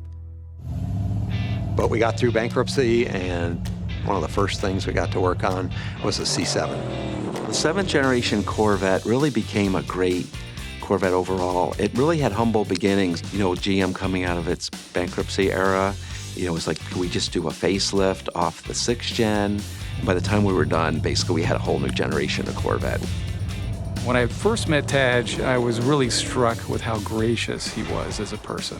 And it became clear to me as we started to evolve our relationship on the C7 that he was the real deal. And he had a knack of explaining things to senior leadership and supporting the people that were working with him, including myself, to get through some of the rough edges and get back on track with the program. We're super proud of that program. If you look at the design language of the car, we completely rethought the interior, wanted to bring it up to the highest standards and really make it a cockpit, make it a driver-focused environment with nothing but premium materials. And so that was our next step up, moving the brand strength up in credibility, trying to be fully competitive with the best cars in the world. It became a great bridge car to the mid-engine car, but one of the things it did was take Corvette into a more refined, sophisticated direction. It created the Corvette as not only just a numbers car, but a car that you can enjoy driving and being in all the time. We do say, and Corvette Tadge is a big advocate for this, that we don't just employ technology for technology's sake. It has to make the car better. It has to make the customer's experience better. And so our formula is to constantly trump ourselves. That's what we do. We make something better. We outdo ourselves. The next generation outdoes the previous. In 2011, Tadge came to us and said, we got approval to do a mid-engine car. There are so many things that Tadge brought to the brand, but I think the final distillation would be the C8 Corvette. As Zora had his name attached to the Corvette in general, Tadge will have his name attached to the C8. No question about that. It's his single most greatest achievement in my eyes. I remember seeing the first C8 with him. It's a masterpiece. And it's such a halo car for Chevrolet dealers. And it entered into a new world. We were trading Porsches and Ferraris and all these exotics for Corvettes. And that was his talent, bringing those cars to the market. We knew that we're going to bring this car out against the best manufacturers in the world who'd had multiple generations to perfect their rear or mid-engine cars. And so the fear we lived in is we had to get it right on the very first swing. We wanted to get all the pluses of a mid-engine, but none of the negatives. His composure and ability to be agile under pressure and allow us to work as a team and him work with us and not dictate too much, but just be right there and make sure we're gonna make it and let us engineer the car and engineer the fix is just a special trait. The pressure must have been unbelievable in meetings you can imagine sitting in a meeting with 25 or 30 guys trying to make a decision on what to do, and he has to sort through all that information and make that decision and make it be the right one. This car has always been the tip of the spear when it comes to performance, attainable value. It's got this massive, massive following of people that may have nothing else in common, except a Corvette. It brings people together from all walks of life. We would never be so arrogant as to say we know better than our customers. They're the ones putting their hard-earned money into it, and lots of good ideas have come from customers. Tadge also recognized that the crucible of racing provided a vital arena for driving innovation and performance. We are using racing to show the world the Corvette is fantastic. That's why we're in GT racing. That's why the car looks like the car a customer can buy and have in their garage. We want that connection. So Tadge has supported this from day one. He's always been there to, talk about how can production make us better? How can we make production better? He's been an advocate for what we do in racing. He's valued the importance of making the connection between the race car and the production car. And over that time frame, while Tadge was on the Performance and Corvette team with over 130 overall wins and 14 manufacturers' championships, and Tadge was part of the equation. Obviously, his main job is the production car, but he inspired the team so much to let us know how important it was to the production group to have that team be successful. One of the things that impresses me the most about him is that he has the distinct and uncanny ability to let people be their best. And because those people can be their best, the car is the best. He's got a very gentle way about directing and leading people, and that's always been appreciated. Humble, approachable, and always composed. I worked with Tadge so many times in very high-stress situations. I've never seen Tadge mad. I've never seen him yell, never seen him raise his voice. It's incredible. He has an immense amount of compassion for the people that work on this team. And I remember specifically in my career, I had a pretty bad moment. But the fact that he was willing to take the time out of his schedule to come and meet with me, he gave me the biggest hug, gave me all these great words of encouragement, and I think that says a lot. I'm not here to tell you that Tadge was the living embodiment of perfection, but he's pretty damn close. In April 2024, Tadge announced his retirement from General Motors. His final project, the C8 Corvette ZR1, the most powerful Corvette ever created, is a fitting culmination of his illustrious career. Someone once said it's a nice thing to hit a home run at your last at-bat. This fantastic ZR1, your crowning achievement, is much more than a home run. In fact, it's the biggest, fastest checkered flag I've ever seen. Thank you for making our company better. Thank you for leaving us with the fastest and most powerful Corvette ever. And thank you for being a great friend to me and to the whole team. I'm confident he is not one to relax and sit still. He has got to be busy. He's got plenty of projects outside of his work life. I hope that he and Mary enjoy some well-deserved travel and some of that relaxation. She's been on this adventure with me all the way through. She's been really happy that I found my mission in life. At the same time, I think she's happy that we'll have time to do some things for dreams that we both share. But without her support, there's no way I could have done this job. When you think about Corvette and you think about the top names that go with Corvette, he's one of them. He is Corvette, just like Zora was Corvette. If you had to pinpoint one person who had one of the most significant impacts on Corvette history, and then bringing up Corvette through different generations and the impact he's had on the car, it would be Tadge. In my opinion, there's nobody more deserving that's alive today than Tadge for getting that honor. Tadge, I have to say, working with you over the course of both of our careers has been absolutely phenomenal. You are the best I have ever worked with, and the car, the Corvette, is a result of that. The nature of his work just immediately qualifies as a Hall of Famer. Tadge would be on the Mount Rushmore of Corvette to me. I hope that he understands the impact that he's had not only on this product, but for the people that work for him and for the people that drive these vehicles. Sometimes I think he doesn't really realize how special of a person he is, and I hope this, really shines the light so that he understands what an impact he's made. I think his legacy is up there with Zora and the best of them, that maybe even beyond, that he may be the greatest of all time, the GOAT.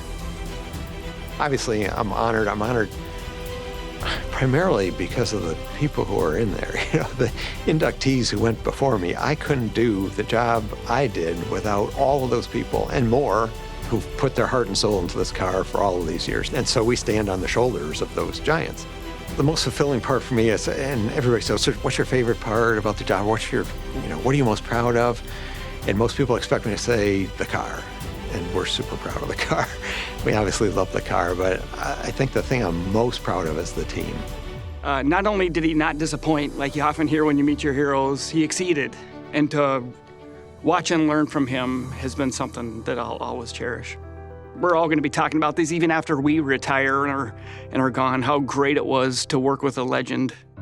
For his visionary leadership and innovative contributions to Corvette's legacy, we welcome Tadge Juechter into the Corvette Hall of Fame.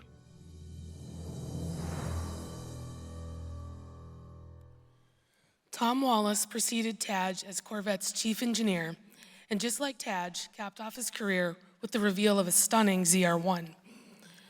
Tom's ZR1, the C6 version, produces 638 horsepower and was, at the time, the most powerful production car sold by General Motors. The first C6 ZR1, known as Blue Devil, is on display at the National Corvette Museum. Tadge certainly follows in the footsteps of some incredibly gifted engineers.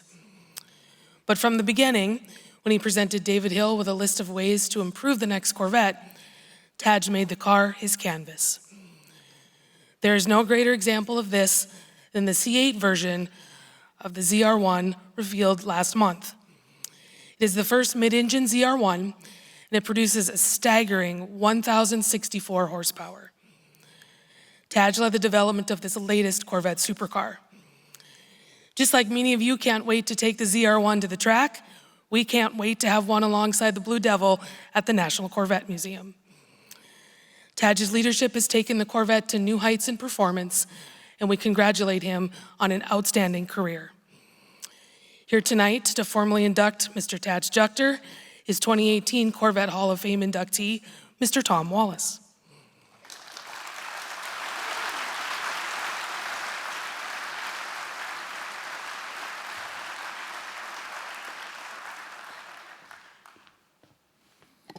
Well, how do you follow that video? Are these videos great or what?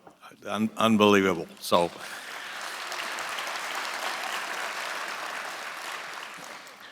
Tadge, this is your night, along with 3 other inductees. I am happy to say, like Feehan said, I've worked with all these. I love them. They're friends. And this is one of the outstanding classes of inductees into the Hall of Fame. And I am honored and proud to be able to talk a little bit about Tadge. Now, I could go on about all the technical things that he's done for Corvette. I mean, think about it. 2008 and 2009, a pretty dismal time in the country. And Tadge figured out how to keep the C7 alive, keep the C6 alive, plan the C7, and actually go forward and do the C7. Okay, and the C7 had models ranging from 455 horsepower to the ZR1 at 755 horsepower. And probably a lot of you thought, 755, that's going to be about it, right? No, not at all. Here comes the mid-engine C8. Started with 495 horsepower. And then, about a month ago, who would have believed 1,064 horsepower? How many of you saw that coming? Nobody. Nobody saw it coming except the team inside General Motors. And that's what I'd like to talk about is the team. We've mentioned Tadge's leadership. General Motors has the best people in the world, the best tools, the most resources to be able to do great vehicles. But you know what it takes to solidify that? Is a leader. And that's what Tadge is. He's the leader of people. The people love him. He knows how to get a team together. He's got perseverance. He has patience. He has empathy. He has integrity. But most of all, he's got a vision. And the vision is the best darn sports car in the world for the Corvette owners that are sitting here in the audience today and all over the world. And that's what Tadge would never lose sight of, is a continuing improvement of Corvettes, every one better than the last, listening to you customers and making sure that we were on the path to make a better sports car. Now, I do have to tell a story. You know me, I like to tell stories. Tadge and Harlan Charles, and quite often either Tom Peters or Kirk Binion would say, hey, can we have a few minutes?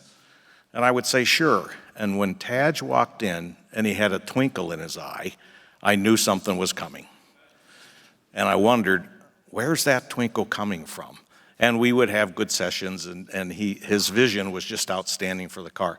Where's that twinkle coming from? Well, Tadge has his mom, Joanne, here. She's with him. And I got to meet her for the first time this weekend, and I learned where the twinkle came from. Tadge got it from his mom. Thank you, Joanne.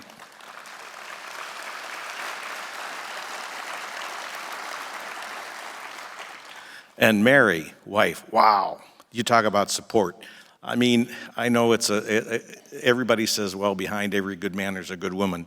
Well, Mary's even better than Tadge. I have to tell you, she supported, and I mean, it's just amazing.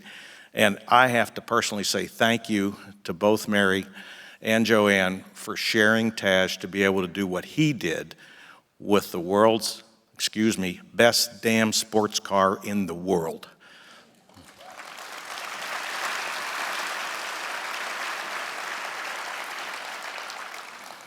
So Tadge, why don't you come on up and we're going to make this official.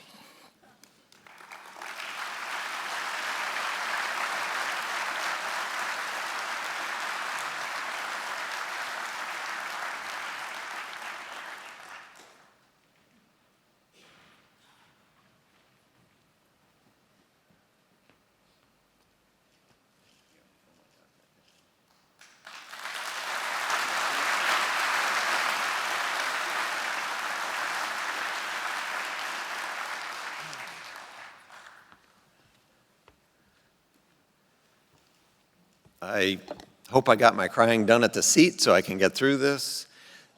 That video was phenomenal. Tom, thank you. It took me about 2 seconds to figure out who to introduce me. Like I said in the video, Tom Wallace was a big supporter. He saw what we were doing on Corvette, and he was a big supporter of me. And he's the only reason I got the job and the only reason I think I'm standing here with you all today. I have to agree that the class going in, if I had a choice to handpick who I was going into the Hall of Fame, these are the guys I would go in with. They're phenomenal. The good news is I'm so proud to be going in with them. The bad news is they're all awesome speakers with awesome stories, and all the good applause lines have been taken. So thank you for that.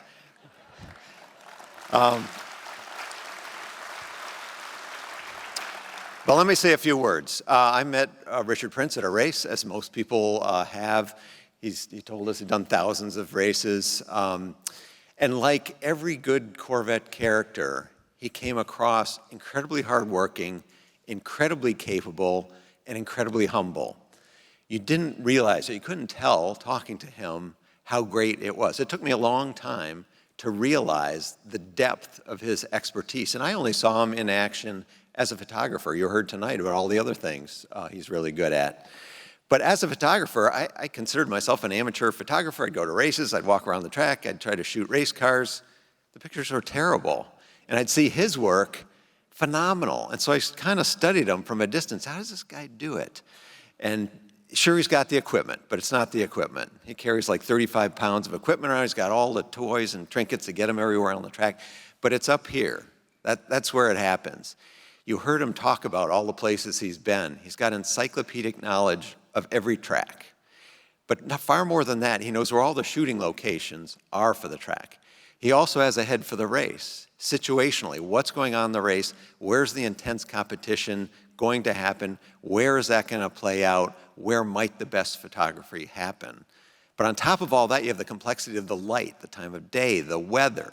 Putting all those variables together and putting yourself in a position where you're most likely to be able to capture that moment.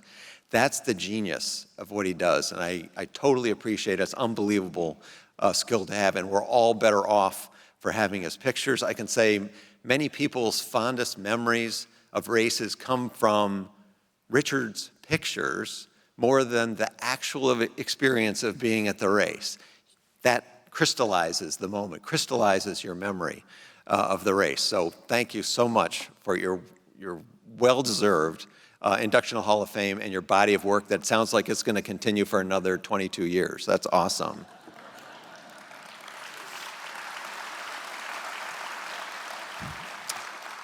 So the other thing that's great about working on Corvette is the teamwork, not just inside the company, but we talk about the teamwork with Pratt & Miller, but I never dreamed I'd have a job where like world famous race car drivers would become my friends. And over the years, it's the same thing. We've got these incredibly competent people who are also so humble and so accessible. You know, a lot of elite race car drivers, you never really see them. They hide away back getting their massages or whatever, and they come out and jump in the car and take off. Our guys are out there all the time, and I got to experience races in the pits and seeing it kind of from the inside. And as celebrated as they are, which Doug Feehan often liked to make fun of how celebrated they are, you know, they have a whole team supporting them, but they're in a way underappreciated. We have Ollie and Jan coming in, but we have Andy Pilgrim here today, Johnny O'Connell here. Consider those guys friends. Ron Fellows was one of my favorite early drivers, became friends with him. Anyway, Tommy, Lauren, it's just been amazing to get to know everybody. But the thing that I've come to appreciate about the skill is if you listen to what the race car driver is hearing during the race. Most people think of it's two factors: how fast is a car, how fast is the driver. Put two good ones together, you're going to win the race. Well, in endurance racing, it's not that simple at all. The car you start with is not the car you finish with. Conditions are changing all the time. The cars take a beating, things get damaged, things come up, so you're constantly getting info in your ear that you have to adapt your driving style to. And the true elite of the drivers are not only super quick, but they can adapt their driving style to the changing environment, whether it's weather, maybe you get a call, the trans temps are coming up, maybe you better short shift a little bit, but don't let your competitor know that we have a weakness here. There's skills that you have to understand that go even beyond the hardware. I heard over the headphones one time, it was so impressive, that somebody on fresh tires was coming up behind, had more speed, and so they told the driver, the name of the driver, I won't say the name of the driver, so-and-so is coming up behind you, and you know how he is in this situation. And so, okay, how do you react to that? You know how he is. They knew in this race situation, he's got fresh tires, you don't. How is he likely going to try to pass? And so you would modify your driving line just so much to make that pass more difficult. So all of these things that you're doing on the fly in real time is a lot of the skill that these guys have. And you think about doing that for 24 hours in endurance racing, it's mind-boggling, completely mind-boggling what these guys do. So totally deserving that these guys are going in. Ollie, my good friend, we used to run together. We've done programs together. We see the world so similarly in so many ways. I could not be happier to be going in with you, my brother. I mean, it's just phenomenal. Thank you so much.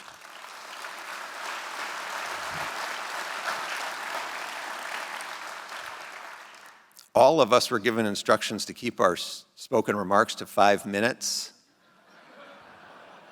I'm taking the example of those who went before me that we might be able to go over just a little bit. We have so many people to thank. Tom called out my wife, Mary. I have to do the same. I have to start with her, but now we're going to have time to do exactly what we want. And I can't say that I've appreciated her more being here, enabling and engaging with the team. She's got such a generous spirit, and her social skills are so good. She's made me a better man and a better leader for our team. and she's also an asset to the team in so many ways. She's sparked so many conversations at media events.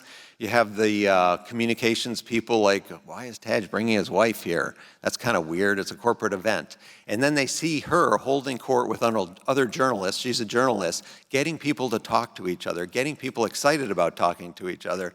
She's been such an asset for General Motors and Corvette. She's also supported the museum with numerous articles, giving fans kind of the insider view on Corvette people, folks like me and Josh and others, and all sorts of other things, kind of from the insider's view. My mother, Tom also said, my mother is here tonight. I barely outlasted her. She just retired 2 years ago, I think it was. So I'm really a piker, only 45 years at General Motors. She's an incredible woman, 52-year career. It makes me feel like a real short timer. I really didn't put in my time. Thank you for coming, Mom.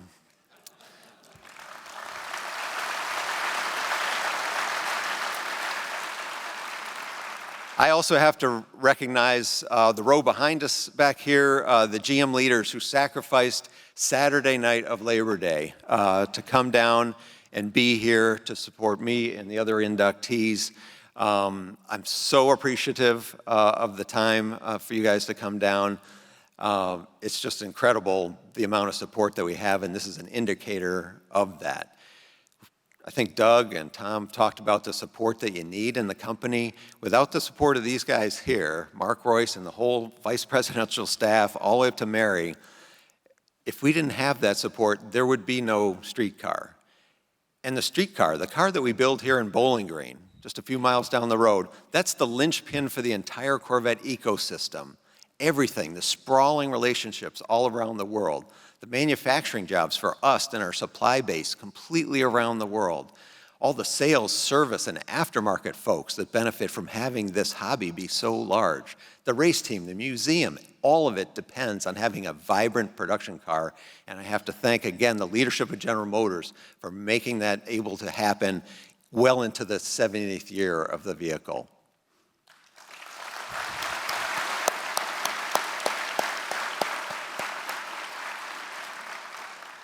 So the videos were all awesome. Everybody's video is phenomenal. I also have to say, isn't this stage pretty nice? This is the first time you will have this set of cars together, the race car, C2, ZR1, that one just recently off the line, brought over here, so brand spanking new off the line. The people who did those videos, you guys are my heroes. I mean, the stuff you said is heartbreakingly endearing to me.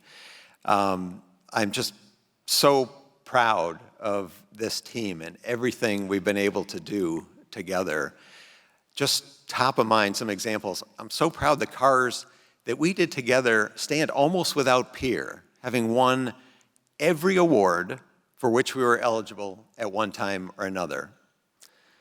I'm proud that our products bring joy, great joy, to hundreds of thousands of customers while simultaneously garnering General Motors great respect around the world. We don't talk about it much, but I'm extraordinarily proud of our safety record. We take safety so seriously in General Motors, and even though this car is engineered to be really lightweight, really nimble, we get testimonials all the time about how the car saved their family member's life. Lots and lots of close calls. People walk away, the car looks totally wrecked. It's amazing the engineering that goes into this and the standards that General Motors puts on every vehicle for safety, including the Corvette.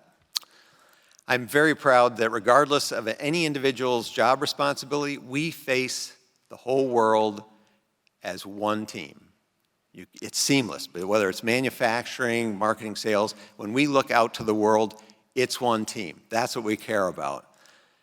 And as that team, we have the closest relationship with our customers of any product in any industry. I've put that challenge out there to many, many people. You show me another team closer to their customers, and I'll back down. But I've made that statement many, many times. Nobody even comes up with an example that's debatable. It's not even close.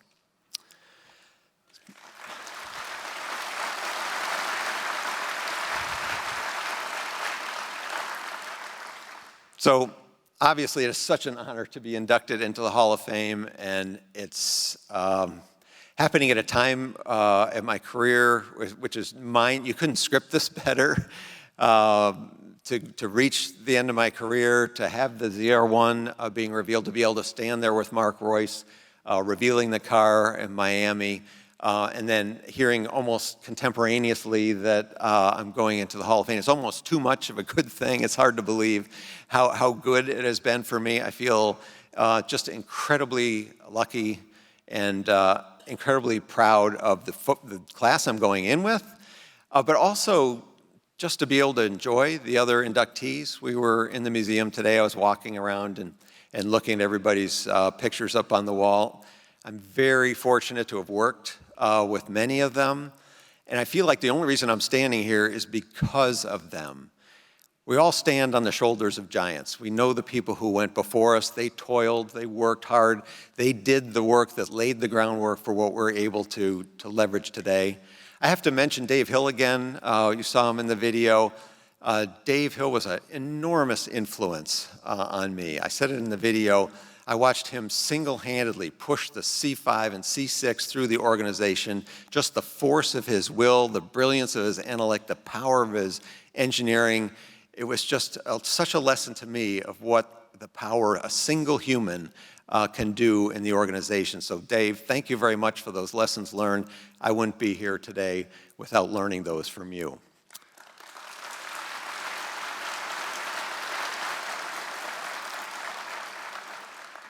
So again, super happy to be being part of this team.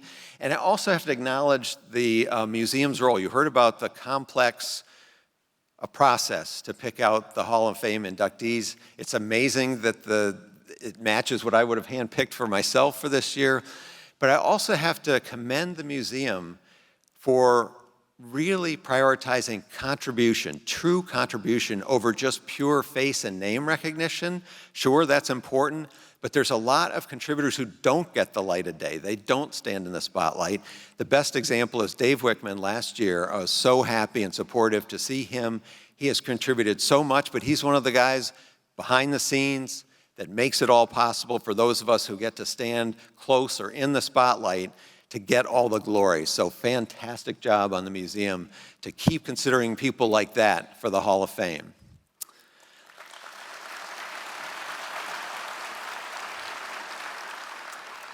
And lastly, not lastly, but close to last,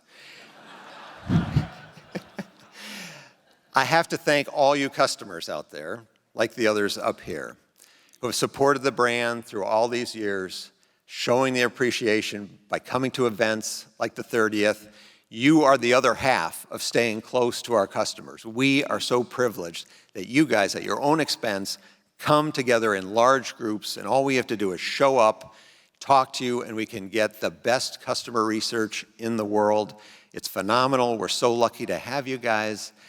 And I like to say that our teammates, our coworkers at work, are our family, and our customers are our friends.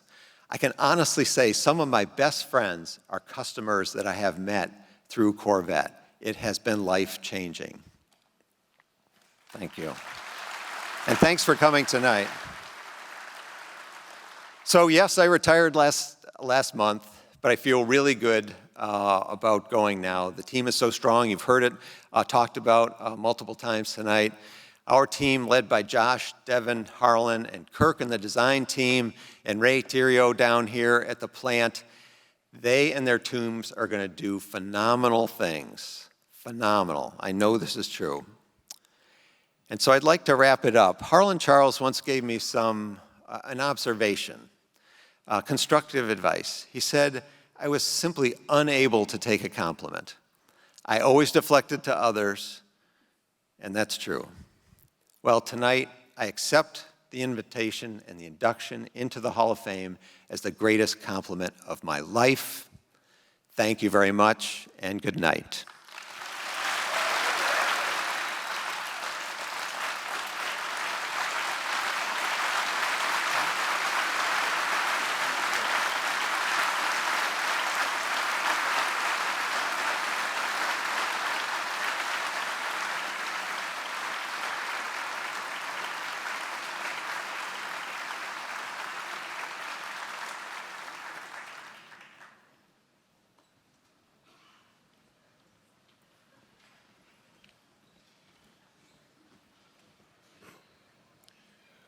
What an incredible evening and such a great celebration we've shared tonight.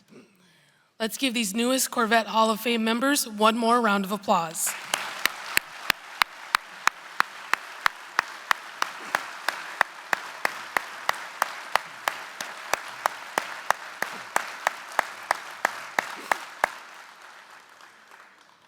The remarkable lives and careers of these new Corvette Hall of Fame members are incredibly inspiring and should encourage all of us to continue our passionate support of this special Corvette community. It is often said that people come for the cars, but they stay for the people.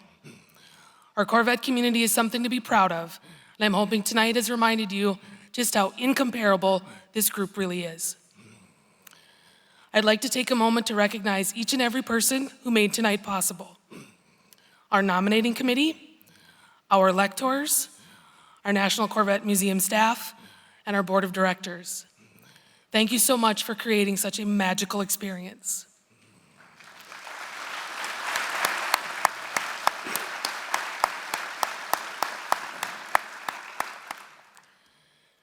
And to our newest inductees, welcome home.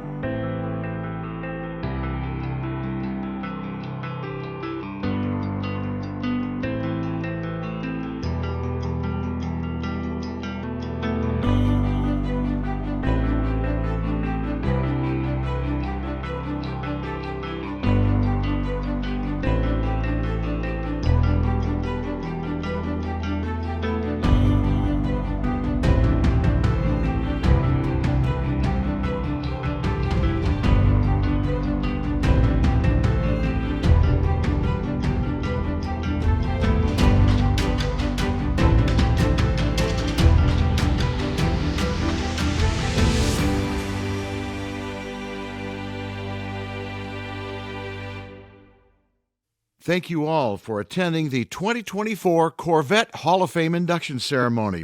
And of course, congratulations to all of our newest inductees. Won't you please join us at Soquay Marketplace to honor these individuals at a reception.